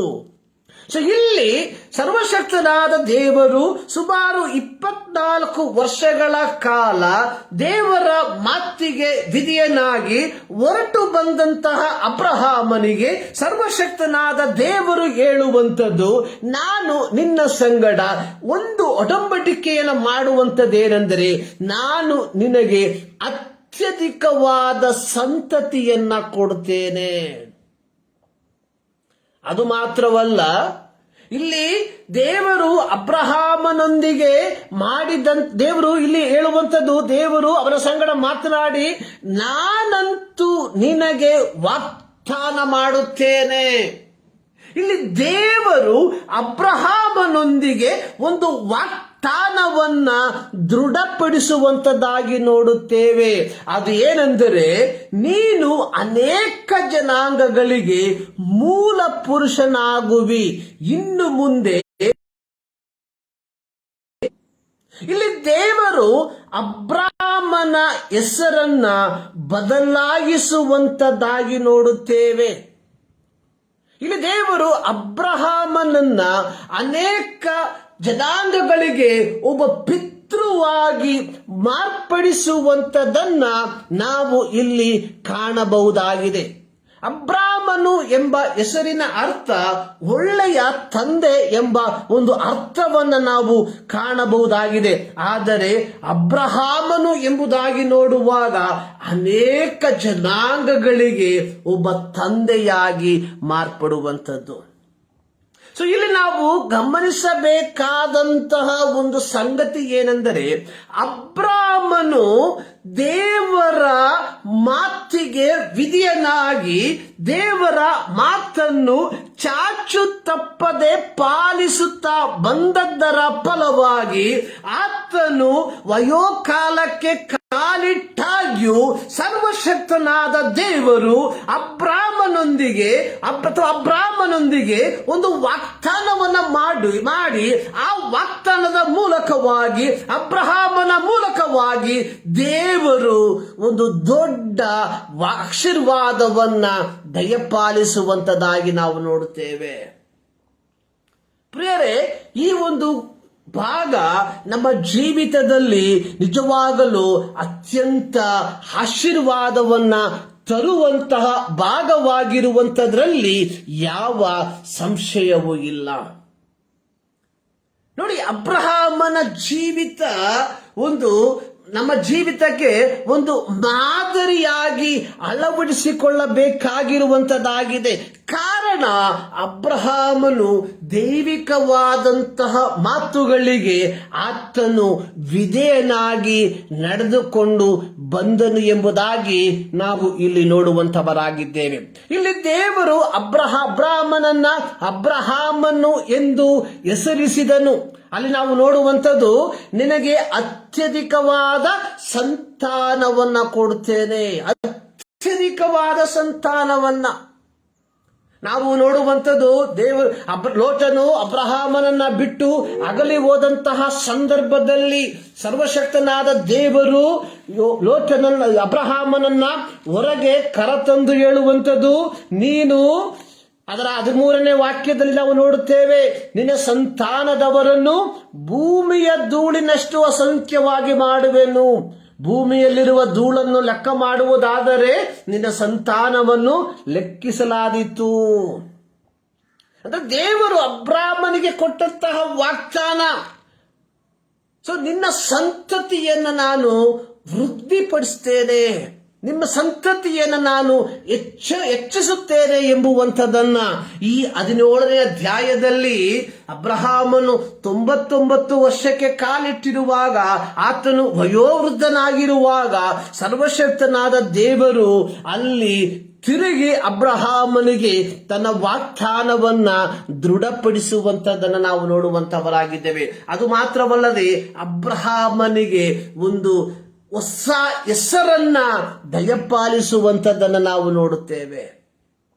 ಪ್ರಿಯರೇ, ನಮ್ಮ ಜೀವಿತದಲ್ಲಿ ನಾವು ದೇವರ ಮಾತಿಗೆ ವಿಧೇಯರಾಗಿ ನಡೆಯುವಂತವರಾಗಿದ್ದರೆ ದೇವರು ನಮ್ಮನ್ನು ಸಹ ಅಬ್ರಾಮನ ರೀತಿಯಲ್ಲಿ ಆಶೀರ್ವದಿಸುವುದಕ್ಕೆ ಆತನು ಶಕ್ತನಾಗಿದ್ದಾನೆ ಎಂಬುವಂಥದ್ದನ್ನ ನಾವು ಮರೆಯಬಾರದು. ಪ್ರತ್ಯೇಕವಾಗಿ ಇಂದು ಅನೇಕರು, ಪ್ರತ್ಯೇಕವಾಗಿ ವಯೋವೃದ್ಧರಾಗಿರುವಂತಹ ಅನೇಕರು ನೆನೆಸುವಂತಹ ಒಂದು ಮಾತು, ಇಲ್ಲಿಗೆ ನನ್ನ ಜೀವಿತ ಇಲ್ಲಿಗೆ ಮುಕ್ತಾಯವಾಯಿತು, ಇನ್ನು ನನ್ನಿಂದ ಏನನ್ನ ಮಾಡುವುದಕ್ಕೆ ಸಾಧ್ಯವಿಲ್ಲ ಎಂಬುದಾಗಿ. ಅನೇಕ ಕುಟುಂಬಗಳಲ್ಲಿ ಇಂದು ವಯೋವೃದ್ಧರನ್ನ ಧಿಕ್ಕರಿಸುವಂಥದ್ದನ್ನು ನಾವು ನೋಡುತ್ತೇವೆ. ದೇವರ ವಾಕ್ಯದಲ್ಲಿ ನಾವು ನೋಡುತ್ತೇವೆ, ನೆರೆಯ ಕೂದಲು ಸುಂದರ ಕಿರೀಟ ಎಂಬುವಂಥದ್ದನ್ನ. 92ನೇ ಕೀರ್ತನೆ ಅದರ 14ನೇ ವಾಕ್ಯದಲ್ಲಿ ನಾವು 12, 13, 14 ವಾಕ್ಯಗಳನ್ನು ನಾವು ಓದುವಾಗ, ನೀತಿವಂತರು ಖರ್ಜೂರದ ಮರದಂತೆ ಬೆಳೆಯುವರು, ಲೆಬನೋನಿನ ದೇವದಾರು ವೃಕ್ಷದ ಹಾಗೆ ವೃದ್ಧಿಯಾಗುವರು, ಯೆಹೋವನ ಆಲಯದಲ್ಲಿ ಸಸಿಗಳಂತೆ ನೆಡಲ್ಪಟ್ಟವರು, ನಮ್ಮ ದೇವರ ಅಂಗಳದಲ್ಲಿ ಚೆನ್ನಾಗಿ ಬೆಳೆಯುವರು, ಮುಪ್ಪಿನಲ್ಲಿಯೂ ಫಲಿಸುವರು, ಪುಷ್ಟಿಯಾಗಿದ್ದು ಶೋಭಿಸುವರು. ಅಂದ್ರೆ ಇಲ್ಲಿ ದೇವರ ವಾಕ್ಯ ಹೇಳುವಂಥದ್ದು, ಯಾರು ದೇವರ ಮಾರ್ಗಕ್ಕೆ ದೇವರ ಮಾತಿಗೆ ಅನುಗುಣವಾಗಿ ತಮ್ಮ ಜೀವಿತವನ್ನ ನಿರ್ವಹಿಸುತ್ತಾರೋ ಅಂಥವರು ಮುಪ್ಪಿನಲ್ಲಿಯೂ ಫಲಿಸುವವರು, ಪುಷ್ಟಿಯಾಗಿದ್ದು ಶೋಭಿಸುವವರು ಎಂಬುದಾಗಿ. ಇಲ್ಲಿ ಅಬ್ರಹಾಮನು 75ನೇ ವರ್ಷಕ್ಕೆ ದೇವರು ಅಬ್ರಹಾಮನನ್ನು ಕರೆದಾಗ, ದೇವರು ಅಬ್ರಹಾಮನು ದೇವರ ಮಾತಿಗೆ ಯಾವ ರೀತಿಯಾಗಿ ವಿಧೇಯನಾಗಿದ್ದನೋ ಅದೇ ರೀತಿ ತನ್ನ 24 ವರ್ಷ ಯಾತ್ರೆಯಲ್ಲಿಯೂ ಅಬ್ರಹಾಮನು ದೇವರಿಗೆ ವಿಧೇಯನಾದದ್ದನ್ನು ನಾವು ನೋಡುವಂತವರಾಗಿದ್ದೇವೆ. ಇದರ ಮಧ್ಯದಲ್ಲಿ 2-3 ಕಾರ್ಯಗಳು ಅಬ್ರಹಾಮನು ತನ್ನದೇ ಆದಂತಹ ವಿಚಾರಧಾರೆಗಳಿಗೆ ಅನುಗುಣವಾಗಿ ಮಾಡಿದ್ದಾಗ್ಯೂ ಆತನು ತದನಂತರವಾಗಿ ದೇವರ ಮಾತಿಗೆ ವಿಧೇಯನಾಗುವಂಥದ್ದನ್ನ ನಾವು ನೋಡುವಂತವರಾಗಿದ್ದೇವೆ. ನಮ್ಮ ಜೀವಿತದಲ್ಲಿ ಪ್ರತ್ಯೇಕವಾಗಿ ದೇವರ ಮಾತುಗಳಿಗೆ ನಾವು ವಿಧೇಯರಾಗಿ ಮುಂದಕ್ಕೆ ಹೋಗುವಂತವರಾಗಿದ್ದರೆ ದೇವರು ಅಬ್ರಹಾಮನಿಗೆ ಕೊಟ್ಟಂತಹ ಆ ಆಶೀರ್ವಾದವನ್ನ ನಮಗೂ ಕೊಡುವುದಕ್ಕೆ ಆತನು ಶಕ್ತನಾಗಿದ್ದಾನೆ ಎಂಬುದನ್ನ ನಾವು ಮರೆಯಬಾರದು. ಅದರ 8ನೇ ವಾಕ್ಯದಲ್ಲಿ ಹೇಳುವಂಥದ್ದು, ನೀನು ಪ್ರವಾಸವಾಗಿರುವ ಕಾನಾನ್ ದೇಶವನ್ನೆಲ್ಲ ನಿನಗೂ ನಿನ್ನ ಸಂತತಿಗೂ ಶಾಶ್ವತ ಸ್ವಾಸ್ಥ್ಯವಾಗಿ ಕೊಟ್ಟು ಅವರಿಗೆ ದೇವರಾಗಿರುವೆನು ಎಂಬುದಾಗಿ. ಇಲ್ಲಿ ದೇವರು ಅಬ್ರಹಾಮನಿಗೆ ಕೇವಲ ಒಂದು ಭೌತಿಕವಾದಂತಹ ಆಶೀರ್ವಾದವನ್ನು ಮಾತ್ರವಲ್ಲ, ಅದರ ಸಂಗಡ ಒಂದು ಧಾರ್ಮಿಕತೆಯುಳ್ಳ ಒಂದು ಆಧ್ಯಾತ್ಮಿಕವಾದಂತಹ ಆಶೀರ್ವಾದವನ್ನ ದಯಪಾಲಿಸುವಂತದ್ದಾಗಿ ನಾವು ನೋಡುತ್ತೇವೆ. ಅಲ್ಲಿ ನಾವು ನೋಡುವಂಥದ್ದು, ನಾನು ಅವರಿಗೆ ದೇವರಾಗಿರುವೆನು ಎಂಬುವಂಥದ್ದಾಗಿ. ಪ್ರಿಯರೇ, ನಮ್ಮ ಜೀವಿತದಲ್ಲಿ ಅಬ್ರಹಾಮನ ಆ ಆಶೀರ್ವಾದಗಳನ್ನ ನಾವು ನಮ್ಮ ಜೀವಿತದಲ್ಲಿ ಪಡಕೊಳ್ಳಬೇಕಾದರೆ ನಾವುಗಳು ಮಾಡಬೇಕಾದಂತಹ ಕಾರ್ಯ ದೇವರ ಮಾತಿಗೆ ವಿಧೇಯರಾಗಿ ದೇವರ ವಾಕ್ಯಾನುಸಾರವಾಗಿ ನಾವು ನಡೆಯುವಂತವರಾಗಿರಬೇಕು ಎಂಬುವಂಥದ್ದಾಗಿದೆ. ಇಲ್ಲಿ ನಾವು ನೋಡುವಂತಹ ಒಂದು ಕಾರ್ಯವು ದೇವರು ಅಬ್ರಹಾಮನ ಸಂಗಡ ಒಂದು ಒಡಂಬಡಿಕೆಯನ್ನ ಅಥವಾ ಒಂದು ವಾಗ್ದಾನವನ್ನ ಮಾಡಿಕೊಂಡನು ಎಂಬುದಾಗಿ. ದೇವರು ಅಬ್ರಹಾಮನು ವಯೋವೃದ್ಧನಾದಾಗ್ಯೂ ದೇವರು ಅಬ್ರಹಾಮನ ಮೂಲಕವಾಗಿ ತನ್ನ ವಾಗ್ದಾನವನ್ನ ನೆರವೇರಿಸುವಂತದ್ದಾಗಿ ನಾವು ನೋಡುವಂತವರಾಗಿದ್ದೇವೆ. ಫಿಲೋಮೋನನ ಪತ್ರಿಕೆಯಲ್ಲಿ ನಾವು ನೋಡುವಂತದ್ದು ಇದು ಅಪೊಸ್ತಲನಾದ ಪೌಲನು ಫಿಲೋಮೋನನಿಗೆ ಬರೆಯುವಂತಹ ಒಂದು ಪತ್ರಿಕೆ. ಈ ಪತ್ರಿಕೆಯ ಸಾರಾಂಶ ಅನ್ನುವಂಥದ್ದು ಒನೇಸಿಮೋಸನೆಂಬ ಒಬ್ಬ ದಾಸನನ್ನ ಫಿಲೋಮೋನನ ಮನೆಯಲ್ಲಿದ್ದಂತಹ ಒನೇಸಿಮೋಸನೆಂಬ ಒಬ್ಬ ದಾಸನು ಫಿಲೋಮೋನನಿಗೆ ಕೆಲವು ನಷ್ಟವನ್ನ ಉಂಟು ಮಾಡಿ ಅವನ ಮನೆಯಿಂದ ಆತನು ಓಡಿ ಹೋಗಿರುವಂಥದ್ದು, ಆ ವ್ಯಕ್ತಿಯು ಪೌಲನ ಕೈಗೆ ಸಿಕ್ಕಿ ಹಾಕಿಕೊಂಡಿರುವಂಥದ್ದು. ತದನಂತರವಾಗಿ ಪೌಲನು ಈ ಒನೇಸಿಮೋಸನನ್ನ ಫಿಲೋಮೋನನ ಬಳಿಗೆ ತಿರುಗಿ ಕಳುಹಿಸುವಂತಹ ಒಂದು ಪ್ರಸಂಗವಾಗಿದೆ ಈ ಒಂದು ಪತ್ರಿಕೆಯಲ್ಲಿ. ಇಲ್ಲಿ ನಾವು ನೋಡುವಂಥದ್ದು, ಇಲ್ಲಿ ಪೌಲನ್ನು ಹೇಳಿರುವಂಥದ್ದು ಅದರ 6ರಿಂದ 9 ವಾಕ್ಯಗಳನ್ನು ನಾವು ನೋಡುವಂತಹ ಸಂದರ್ಭದಲ್ಲಿ, ಆದ ಕಾರಣ ನಿನಗೆ ಯುಕ್ತವಾದದ್ದನ್ನು ಆಜ್ಞಾಪಿಸುವುದಕ್ಕೆ ನನಗೆ ಕ್ರಿಸ್ತನಲ್ಲಿ ಪೂರ ಅಧಿಕಾರವಿದ್ದರೂ ಹಾಗೆ ಆಜ್ಞಾಪಿಸದೆ ಮುದುಕನು ಈಗ ಕ್ರಿಸ್ತ ಯೇಸುವಿನ ನಿಮಿತ್ತ ಸೆರೆಯವನು ಆಗಿರುವ ಈ ಪೌಲನೆಂಬ ನಾನು ಪ್ರೀತಿಯ ನಿಮಿತ್ತ ನಿನ್ನನ್ನ ಬೇಡಿಕೊಳ್ಳುತ್ತೇನೆ. ಇಲ್ಲಿ ಪೌಲನು ತನ್ನ ವಾರ್ತಿಕಾವಸ್ಥೆಗೆ ಆತನು ಕಾಲಿಟ್ಟಿರುವಾಗ ಒನೇಸಿಮೋಸನೆಂಬ ಒಬ್ಬ ದಾಸನ ಕುರಿತಾಗಿ ಫಿಲೋಮೋನನಿಗೆ ಪತ್ರಿಕೆಯನ್ನ ಬರೆಯುವಂತದ್ದನ್ನು ನಾವು ನೋಡುವಂತವರಾಗಿದ್ದೇವೆ. ಇಲ್ಲಿ ನಾವು ಪೌಲನ ಜೀವ ಚರಿತ್ರೆಯನ್ನು ನಾವು ಕಲಿಯುವಂತಹ ಸಂದರ್ಭದಲ್ಲಿ ಪೌಲನು ಸಭೆಯನ್ನ, ಕ್ರಿಸ್ತನನ್ನ ಹಿಂಸಿಸುವಂತವನು, ದ್ವೇಷಿಸುವಂತವನು ಆಗಿದ್ದವನಾಗಿದ್ದನು. ಆದರೆ ದಮಸ್ಕ ಪಟ್ಟಣದ ಆ ಒಂದು ಊರ ಬಾಗಿಲಿನಲ್ಲಿ ದೈವಿಕ ದರ್ಶನವನ್ನ ನೋಡಿ ಯೇಸು ಕ್ರಿಸ್ತನನ್ನ ಹಿಂಬಾಲಿಸಿದಂತಹ ಪೌಲನು ಈಗ ವಯೋವೃದ್ಧಕ್ಕೆ ಕಾಲಿಟ್ಟಿರುವಾಗಲೂ ಆತನು ಕ್ರಿಸ್ತನ ಸೇವೆಯಲ್ಲಿ ಆತನು ಜನರನ್ನ ಒಡಂಬಡಿಸುವಂತದ್ರಲ್ಲಿ ಬಹಳ ಪ್ರಯಾಸ ಪಡುವಂತದನ್ನು ನಾವು ನೋಡುವಂತವರಾಗಿದ್ದೇವೆ. ಇಲ್ಲಿ ಅವನ ಪ್ರಾಯ ಅವನ ಸೇವೆಗೆ ಒಂದು ಅಡ್ಡಿಯಾಗಿ ಮಾರ್ಪಡಲಿಲ್ಲ ಎಂಬುವಂತದನ್ನ ನಾವು ಬಹಳವಾಗಿ ಸೂಕ್ಷ್ಮವಾಗಿ ಗಮನಿಸಬೇಕಾಗಿರುವಂತದ್ದು ಬಹಳ ಪ್ರಾಮುಖ್ಯವಾಗಿರುವಂತಹ ಒಂದು ಘಟಕವಾಗಿದೆ. ಪ್ರಿಯರೇ, ಇಂದು ಸಹ ಅನೇಕ ಹಿರಿಯರು ದೇವರಿಗೆ ಒಂದು ಫಲಪ್ರದವಾಗಿ ಮಾರ್ಪಡುವಂಥದ್ರಲ್ಲಿ ಯಾವ ಪ್ರಯೋಜನವೂ ಇಲ್ಲ. ಆದರೆ ಇಂದು ಅನೇಕ ಹಿರಿಯರು ತಮ್ಮನ್ನು ತಾವೇ ನಿಶಕ್ತರು ಎಂಬುದಾಗಿ ಎಣಿಸಿಕೊಂಡು ತಮ್ಮನ್ನು ಯಾವುದೋ ಒಂದು ಮೂಲೆಯಲ್ಲಿ ತಮ್ಮನ್ನ ಇಟ್ಟುಕೊಂಡಿರುವಂತದನ್ನ ನಾವು ನೋಡುವಂತವರಾಗಿದ್ದೇವೆ. ಕೆಲವೊಮ್ಮೆ ನಮ್ಮ ಕುಟುಂಬದಲ್ಲಿ ಇಂತಹ ವ್ಯಕ್ತಿಗಳು ಇರಬಹುದು, ಅಥವಾ ನಮ್ಮ ಸಭೆಗಳಲ್ಲಿ ಇಂತಹ ವ್ಯಕ್ತಿಗಳು ಇರಬಹುದು. ಆದರೆ ಇಂದಿನ ಯುವ ತಲೆಮಾರುಗಳು ಇವರನ್ನ ಸರಿಯಾಗಿ ಗಮನಿಸದೆ, ಇವರಿಗೆ ಬೇಕಾದಂತಹ ಸ್ಥಾನಮಾನವನ್ನ ಕೊಡದೆ ಕೇವಲ ಒಂದು ಮೂಲೆಯಲ್ಲಿ ಇವರನ್ನ ಕುಳ್ಳಿರಿಸುವಂತದ್ದನ್ನ ನಾವು ನೋಡುವಂತವರಾಗಿದ್ದೇವೆ. ಆದ್ರೆ ದೇವರ ವಾಕ್ಯವನ್ನ ನಾವು ಪರೀಕ್ಷಿಸಿ ನೋಡುವಾಗ ಹಿರಿಯರು ದೇವರಿಗೋಸ್ಕರವಾಗಿ ಪ್ರಯೋಜನ ಪಟ್ಟಿರುವಂತದ್ದನ್ನ ನಾವು ಕಾಣಬಹುದಾಗಿದೆ. ಅಬ್ರಹಾಮನು 99 ವರ್ಷ ಪ್ರಾಯದವನಾಗಿದ್ದಾಗ್ಯೂ ದೇವರ ವಾಗ್ದಾನ ಅವನ ಮೂಲಕವಾಗಿ ನೆರವೇರುವಂತದನ್ನ ನಾವು ಕಾಣುವಂತವರಾಗಿದ್ದೇವೆ. ನಾವು ನೋಡುವಂತಹ ಒಂದು ಸಂದರ್ಭದಲ್ಲಿ 18ನೇ ಅಧ್ಯಾಯವನ್ನ ನಾವು ನೋಡುವಂತಹ ಸಂದರ್ಭದಲ್ಲಿ ಅದರ 18ನೇ ಅಧ್ಯಾಯದ 11ನೇ ವಾಕ್ಯದಲ್ಲಿ ಸಾರಳು ಹೇಳುವಂತದ್ದು, ಅಬ್ರಾಹ್ಮನು ಸಾರಳು ಬಹುವೃದ್ಧರಾಗಿದ್ದರು, ಸಾರಳಿಗೆ ಮುಟ್ಟು ನಿಂತು ಹೋಗಿತ್ತು. ಹೀಗಿರಲಾಗಿ ಆಕೆ ನನ್ನಂತ ಮುದುಕಿಗೆ ಭೋಗವಾದಿತ್ತೆ, ನನ್ನ ಯಜಮಾನನು ಮುದುಕನಲ್ಲವೇ? ಅಂದ್ರೆ ಅಸಾಧ್ಯವಾದಂತಹ ಒಂದು ಸನ್ನಿವೇಶ ಅಲ್ಲಿ ಸಾರಳು ನೆನೆಸುವಂಥದ್ದು. ಕಾರಣ, ನಾನು ಪ್ರಾಯ ಮೀರಿದವಳಾಗಿದ್ದೇನೆ, ನನಗೆ ಇನ್ನು ಭೋಗವಾಗುವುದಿಲ್ಲ. ನನ್ನ ಯಜಮಾನನು ಆತನು ಸಹ ಪ್ರಾಯವನ್ನು ಮೀರಿದವನಾಗಿದ್ದಾನೆ. ಸೊ ಹೀಗಿರುವುದರಿಂದ ನಮಗೆ ಮಕ್ಕಳಾಗುವಂಥದ್ದು ಅಸಾಧ್ಯವಾದ ಮಾತು.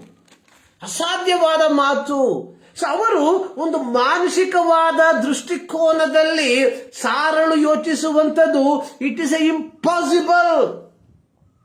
ಆದರೆ ದೇವರು 17ನೇ ಅಧ್ಯಾಯದಲ್ಲಿ ಅಬ್ರಹಾಮನಿಗೆ ಹೇಳುವಂಥದ್ದು, ನೀನು ನನ್ನ ಮುಂದೆ ನಡೆದುಕೊಂಡು ದೋಷವಿಲ್ಲದವನಾಗಿರು, ನಾನು ನಿನ್ನೊಂದಿಗೆ ಒಂದು ವಾಗ್ದಾನವನ್ನ ಮಾಡ್ತೇನೆ. ಅದೇನೆಂದರೆ ನೀನು ಅನೇಕ ಜನಾಂಗಗಳಿಗೆ ಮೂಲ ಪುರುಷನಾಗುವೆ. ಅದು ಮಾತ್ರವಲ್ಲ, ದೇವರು ಅವನ ಹೆಸರನ್ನ ಬದಲಾಯಿಸುವಂಥದ್ದನ್ನು ನಾವು ನೋಡುತ್ತೇವೆ. ದೇವರ ಮಾತಿಗೆ ನಾವುಗಳು ವಿಧೇಯರಾಗುವುದಾದರೆ ದೇವರು ನಮ್ಮ ಹೆಸರನ್ನು ಮಾತ್ರವಲ್ಲ, ನಮ್ಮ ಪರಿಸ್ಥಿತಿಯನ್ನ ಬದಲಾಯಿಸುವುದಕ್ಕೆ ಆತನು ಶಕ್ತನಾಗಿದ್ದಾನೆ ಎಂಬುದನ್ನ ನಾವುಗಳು ಮರೆಯಬಾರದು.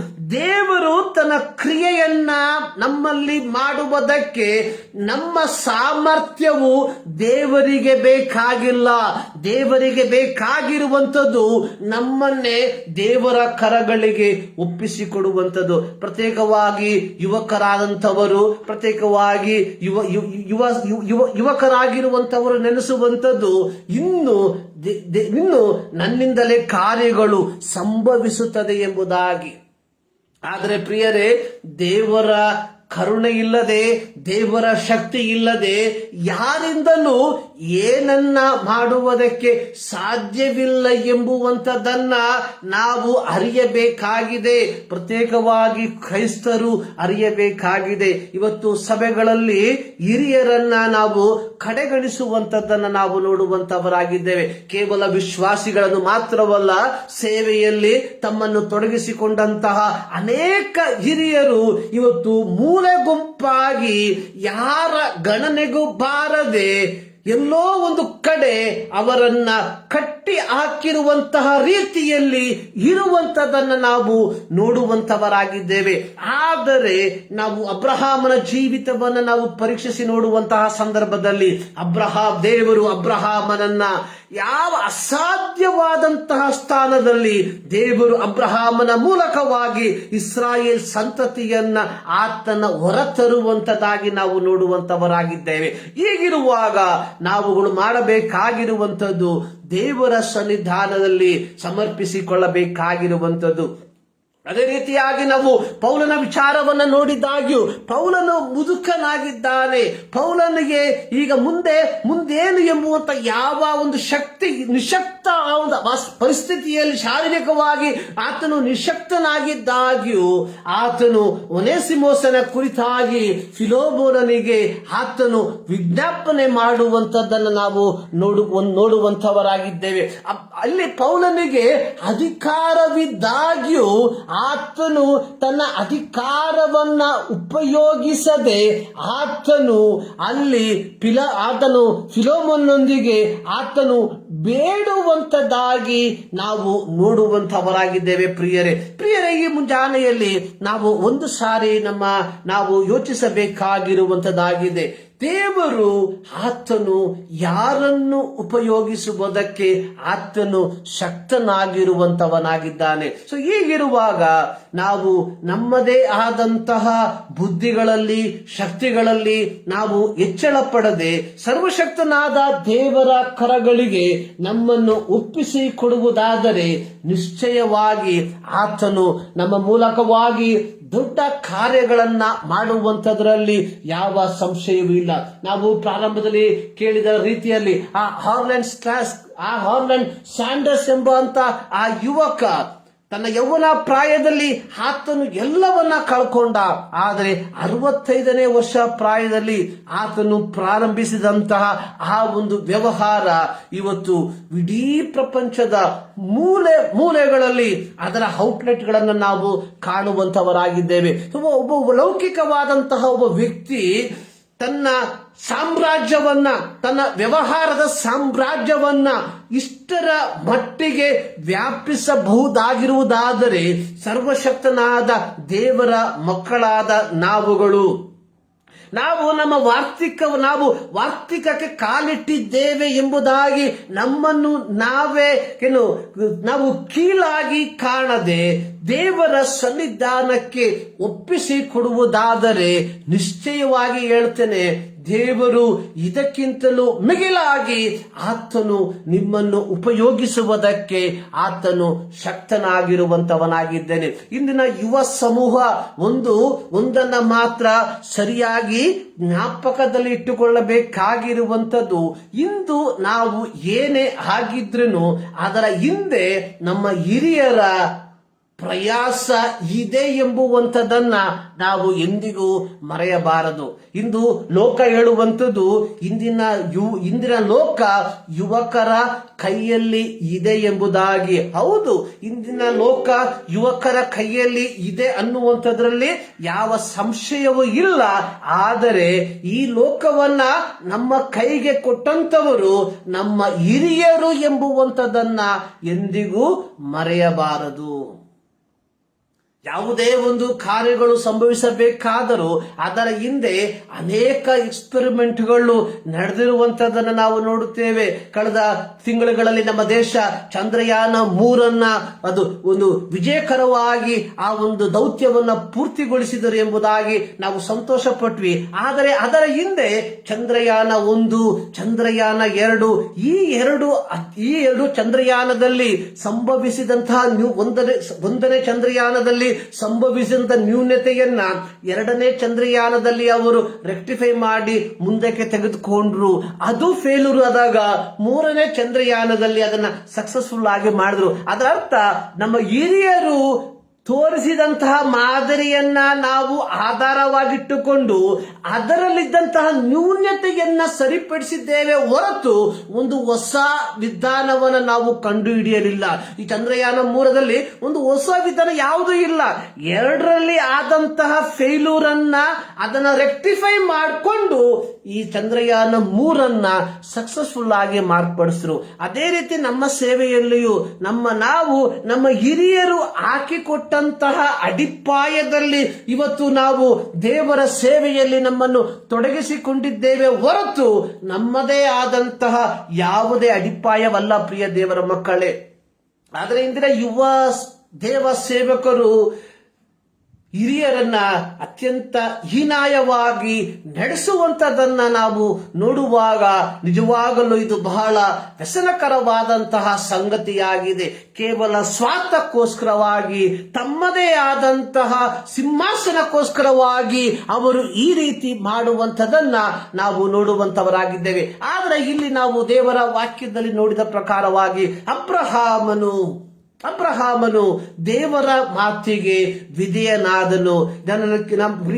ನಮ್ಮ ಹಿರಿಯರಿಗೆ ಹೇಳುವಂತಹ ದೇವರ ಸಂದೇಶವು ದೇವರಿಗೆ ವಿಧೇಯರಾಗು, ದೇವರ ಮಾತಿಗೆ ದೇವರ ಸಮಯಕ್ಕೋಸ್ಕರವಾಗಿ ಅಬ್ರಹಾಮನು ಕಾದು ಕುಳಿತನು ಎಂಬುದನ್ನ ನಾವು ಅರ್ಥ ಮಾಡಿಕೊಳ್ಳುವ ರೀತಿಯಲ್ಲಿ ದೇವರ ಸಮಯಕ್ಕೋಸ್ಕರವಾಗಿ ನಾವು ಕಾದು ಕುಳಿತುಕೊಳ್ಳುವರಾಗಿರಬೇಕು. ಇಂದಿನ ಯುವ ಸಮೂಹ ಅನ್ನುವಂಥದ್ದು ತಾವು ಮುಂದಕ್ಕೆ ಮೇಲಕ್ಕೆ ಬರುವುದಕ್ಕೋಸ್ಕರವಾಗಿ ಹಿರಿಯರನ್ನ ತುಳಿಯುವಂತಹ ಒಂದು ಕಾಲಘಟ್ಟಗಳಲ್ಲಿ ನಾವು ಬದುಕುವಂತವರಾಗಿದ್ದೇವೆ. ಪ್ರತ್ಯೇಕವಾಗಿ ನಮ್ಮ ಕ್ರೈಸ್ತ ಲೋಕದಲ್ಲಿ ಇದು ಬಹಳ ವೇಗವಾಗಿ ಬೆಳೆಯುವಂಥದ್ದನ್ನು ನಾವು ನೋಡುವಂತವರಾಗಿದ್ದೇವೆ. ಆದರೆ ನಾವು ಅರ್ಥ ಮಾಡಿಕೊಳ್ಳಬೇಕಾಗಿರುವಂತಹ ಒಂದು ಸತ್ಯ, ದೇವರು ಅಬ್ರಹಾಮನಿಗೆ ಒಂದು ಸಮಯವನ್ನ ನಿಶ್ಚಯಿಸಿದನು.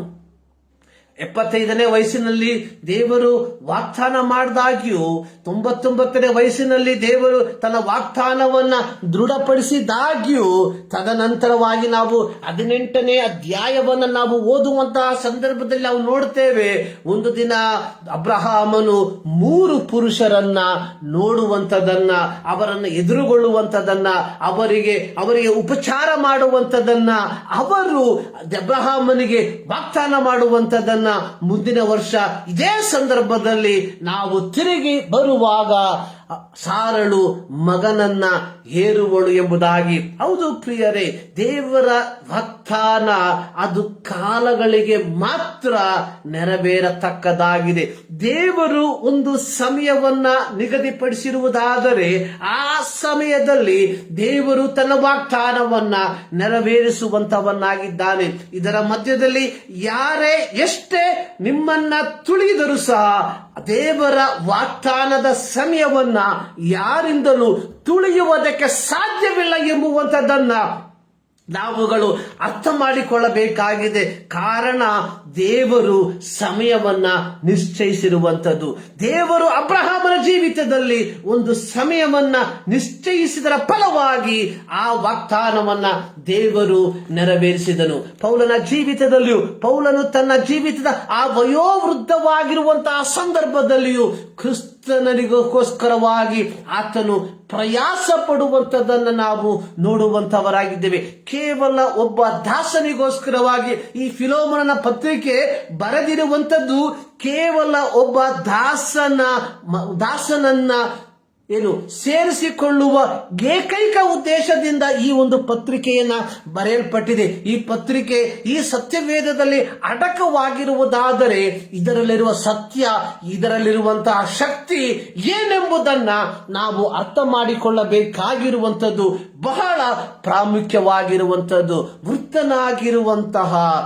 ವಯೋವೃದ್ಧನಾಗಿರುವಂತಹ ಪೌಲನು ಫಿಲೋಮೋನನಿಗೆ, ಯವನಸ್ಥನಾದ ಫಿಲೋಮೋನನಿಗೆ ಈ ಪತ್ರಿಕೆಯನ್ನ ಬರೆಯುವಾಗ ಈ ಪತ್ರಿಕೆಯ ಆ ಸಾರಾಂಶವನ್ನ ಫಿಲೋಮೋನನು ಅರ್ಥ ಮಾಡಿಕೊಂಡು ಒನೇಸಿಮಸನನ್ನ ಸೇರಿಸಿಕೊಳ್ಳುವಂಥದ್ದನ್ನ ನಾವು ಕಾಣುವಂತವರಾಗಿದ್ದೇವೆ. ಆದರೆ ಅದರ ನಾವು ಅರ್ಥ ಮಾಡಿಕೊಳ್ಳಬೇಕಾಗಿರುವಂಥದ್ದು, ಒಬ್ಬ ವ್ಯಕ್ತಿಯ ಪ್ರಾಯ ದೇವರ ಸೇವೆಗೆ ಯಾವ ರೀತಿಯಾಗಿಯೂ ಅಡ್ಡಿಯಾಗುವುದಿಲ್ಲ ಎಂಬುದಾಗಿ. ಅದು ಕೇವಲ ವಯೋವೃದ್ಧರಿಗೆ ಮಾತ್ರವಲ್ಲ, ಅದು ಯೌವನಸ್ಥರಿಗೂ ಸಹ ಅನ್ವಯವಾಗಿರುವಂಥದ್ದಾಗಿದೆ. ದೇವರು ನಮ್ಮ ಜೀವಿತದಲ್ಲಿ ಕೆಲವು ಕಾರ್ಯಗಳನ್ನ ಮಾಡುವುದಕ್ಕೆ ಪ್ರೇರೇಪಣೆಯನ್ನ ಕೊಡುವಾಗ ಇದು ದೈವಿಕವಾದದ್ದು ಎಂಬುದನ್ನ ನಾವು ಸರಿಯಾಗಿ ಗ್ರಹಿಸಿಕೊಂಡು ಆ ಕಾರ್ಯಗಳಲ್ಲಿ ನಾವು ತಲ್ಲೀನರಾಗುವುದಾದರೆ ದೇವರು ನಮ್ಮ ಮೂಲಕ ಮಾಡಿಸಲು ಇಚ್ಛಿಸಿರುವಂತಹ ಆ ಸೇವೆಯನ್ನ ಆತನು ಪೂರೈಸುವುದಕ್ಕೆ ಶಕ್ತನಾಗಿದ್ದಾನೆ ಎಂಬುವಂಥದ್ದನ್ನ ನಾವು ಮರೆಯಬಾರದು. ಪ್ರಿಯರೇ, ಈ ಮುಂಜಾನೆಯಲ್ಲಿ ಮತ್ತೊಂದು ಆವರ್ತಿ ನಮ್ಮ ಜೀವಿತವನ್ನ ದೇವರ ವಾಕ್ಯದ ಮುಂಭಾಗದಲ್ಲಿ ಪರೀಕ್ಷಿಸಿಕೊಳ್ಳುವ, ಯಾವ ರೀತಿಯಾಗಿ ಹಿರಿಯರು ಒಂದು ಫಲಪ್ರದವಾಗಿ ಮಾರ್ಪಟ್ಟರು ಎಂಬುದಾಗಿ ಸತ್ಯವೇದದಲ್ಲಿ ನಾವು ಕಾಣುತ್ತೇವೋ, ಅದೇ ರೀತಿಯಲ್ಲಿ ನಾವು ದೇವರಿಗೆ ನಮ್ಮನ್ನು ಸಮರ್ಪಿಸಿಕೊಡುವುದಾದರೆ ಫಲಪ್ರದವಾಗಿ ಮಾರ್ಪಡುವಂಥದ್ರಲ್ಲಿ ಯಾವ ಪ್ರಯೋಜನವೂ ಇಲ್ಲ. ಈ ಮುಂಜಾನೆಯಲ್ಲಿ ಸರ್ವಶಕ್ತನಾದ ದೇವರು ಈ ಮಾತುಗಳ ಮೂಲಕವಾಗಿ ನಿಮ್ಮೆಲ್ಲರನ್ನ ಧಾರಾಳವಾಗಿ ಆಶೀರ್ವದಿಸಲಿ. ಪ್ರಾರ್ಥನೆಯೊಂದಿಗೆ ಇಂದಿನ ಕೂಟವನ್ನು ನಾವು ಮುಕ್ತಾಯಗೊಳಿಸುವ, ಪ್ರಾರ್ಥನೆ ಮಾಡುವ. ನಮ್ಮನ್ನು ಬಹಳವಾಗಿ ಪ್ರೀತಿ ಮಾಡುವ ನಮ್ಮ ಪ್ರೀತಿಯ ತಂದೆಯಾದ ದೇವರೇ, ಮತ್ತೊಂದು ಆವರ್ತಿ ನಿಮ್ಮ ಸನ್ನಿಧಾನಕ್ಕೆ ನಮ್ಮನ್ನೇ ಸಮರ್ಪಿಸ್ತಾ ಇದ್ದೇವೆ ಸ್ವಾಮಿ. ಹೌದು ಕರ್ತನೆ, ಈ ಮುಂಜಾನೆಯಲ್ಲಿ ಮತ್ತೊಂದು ಆವರ್ತಿ ನಿಮ್ಮ ವಾಕ್ಯದ ಮುಂಭಾಗದಲ್ಲಿ ನಾವು ನಮ್ಮ ವಾಕ್ಯವನ್ನು ಕೇಳುವಂತೆ, ಅದನ್ನ ಕರ್ತನೆ ನಮ್ಮ ಜೀವಿತದಲ್ಲಿ ಅರ್ಥ ಮಾಡಿಕೊಳ್ಳುವಂತೆ ಕೃಪೆ ಮಾಡಿದ್ದಕ್ಕಾಗಿ ಸ್ತೋತ್ರ ಸ್ವಾಮಿ. ಹೌದು ಕರ್ತನೆ, ಕೇಳಲ್ಪಟ್ಟಂತ ವಾಕ್ಯದ ಭಾಗದಲ್ಲಿ ನಮ್ಮನ್ನೇ ಸಮರ್ಪಿಸುವಂತವರಾಗಿದೆ ಸ್ವಾಮಿ. ಅಬ್ರಹಾಮನ ಆ ವಯೋವೃದ್ಧಕ್ಕೆ ಕಾಲಿಟ್ಟ ಹಾಗೆಯೂ ಅಬ್ರಹಾಮನನ್ನ ಕರ್ತನೆ ದೇವರೇ, ನೀನು ಅಬ್ರಹಾಮನ ಜೀವಿತದಲ್ಲಿ ಮಾಡಿದ ವಾಗ್ದಾನವನ್ನ ನೆರವೇರಿಸಿದ ದೇವರಾಗಿದ್ದಿ ಕರ್ತನೆ. ಈಗ ಹೌದು ಕರ್ತನೆ, ಹೀಗಿರುವಾಗ ಸ್ವಾಮಿ ನಮ್ಮ ಜೀವಿತದಲ್ಲೂ ಸ್ವಾಮಿ ನೀನು ಮಾಡಿರುವಂತಹ ಪ್ರತಿಯೊಂದು ವಾಗ್ದಾನಗಳನ್ನ ನೀನು ತಕ್ಕ ಸಮಯದಲ್ಲಿ ನೆರವೇರಿಸುತ್ತೆ ಎಂಬ ನಂಬಿಕೆಯೊಂದಿಗೆ ನಮ್ಮ ಜೀವಿತವನ್ನು ನಾವು ಮುಂದಕ್ಕೆ ತೆಗೆದುಕೊಂಡು ಹೋಗುವಂತೆ ಕೃಪೆ ಮಾಡುವುದಾಗಿ ನಾವು ಪ್ರಾರ್ಥಿಸುತ್ತೇವೆ. ಈ ಮುಂಜಾನೆ ಕರ್ತನೆ ಪ್ರತ್ಯೇಕವಾಗಿ ಸ್ವಾಮಿ ದೇವರೇ, ನಡೆಯುತ್ತಿರುವಂತಹ ಪ್ರತಿಯೊಂದು ಆರಾಧನೆಗಳನ್ನ ನಿಮ್ಮ ಕರಗಳಿಗೆ ಒಪ್ಪಿಸಿಕೊಡ್ತಾ ಇದ್ದೇವಪ್ಪ. ಇಂದಿನ ಆರಾಧನೆಯ ಕರ್ತನೆ ಆಶೀರ್ವದಿಸಿಕೊಡ್ತಾರೆ. ಆತ್ಮನಾದ ದೇವರನ್ನ ಆತ್ಮದಲ್ಲಿ ಸತ್ಯದಲ್ಲಿ ಜನರು ವಿವಿಧ ಸ್ಥಳಗಳಲ್ಲಿ ಒಟ್ಟಾಗಿ ಸೇರಿ ಆರಾಧಿಸುವಾಗ ಇಂದಿನ ಆರಾಧನೆ ಕರ್ತನೆ ನಮ್ಮ ದೇಶಕ್ಕೆ ಒಂದು ಬಿಡುಗಡೆಯಾಗಿ ಮಾರ್ಪಡಲಿ ಎಂಬುದಾಗಿ ನಾವು ಪ್ರಾರ್ಥಿಸುವಂತವರಾಗಿದ್ದೇವೆ ಸ್ವಾಮಿ. ನಮ್ಮನ್ನು ಸಂಪೂರ್ಣವಾಗಿ ನಿಮ್ಮ ಕರಗಳಿಗೆ ಒಪ್ಪಿಸಿಕೊಡ್ತಾ ಇದ್ದೇವೆ. ಈ ವಾಕ್ಯವನ್ನು ಕೇಳಿರುವಂತಹ ಪ್ರತಿಯೊಬ್ಬರಿಗಾಗಿ ಸ್ತೋತ್ರ ಸ್ವಾಮಿ. ಹೌದು ಕರ್ತನೆ, ಅವರೊಟ್ಟಿಗೆ ಕರ್ತನೆ ಇನ್ನು ಚಾಗಿನಿಂದ ಮಾತನಾಡಬಹುದಾಗಿ, ಹೌದು ಕರ್ತನೆ ಇದರ ಗೂಢಾರ್ಥಗಳನ್ನ ತಿಳಿಯಪಡಿಸಿ ಎಂಬುದಾಗಿ ನಾನು ಪ್ರಾರ್ಥಿಸುವಂತನಾಗಿದ್ದೇನೆ. ಪ್ರಾರ್ಥನೆಗಳಿಗಾಗಿ ಸ್ತೋತ್ರ. ಯೇಸು ಕ್ರಿಸ್ತನ ಬುದ್ಧ ನಾಮದಲ್ಲಿ ಬೇಡುತ್ತೇವೆ ನಮ್ಮ ಪ್ರೀತಿಯ ತಂದೆ. ನಮ್ಮ ಕರ್ತನಾದ ಯೇಸು ಕ್ರಿಸ್ತನ ಕೃಪೆ, ತಂದೆಯಾದ ದೇವರ ಪ್ರೀತಿ, ಪವಿತ್ರಾತ್ಮನ ನ್ಯೂನತೆ ನಾವು ಪ್ರಾರ್ಥಿಸಿದ ಎಲ್ಲ ಪ್ರಾರ್ಥನಾ ವಿಷಯಗಳ ಮುಂದೆ ಇಂದಿನ ಸದಾಕಾಲವು ನೆಲೆಯಾಗಿರಲಿ. ಆಮೇನ್. ಸರ್ವಶಕ್ತನಾದ ದೇವರು ನಿಮ್ಮೆಲ್ಲರನ್ನ ಧಾರಾಳವಾಗಿ ಆಶೀರ್ವದಿಸಲಿ.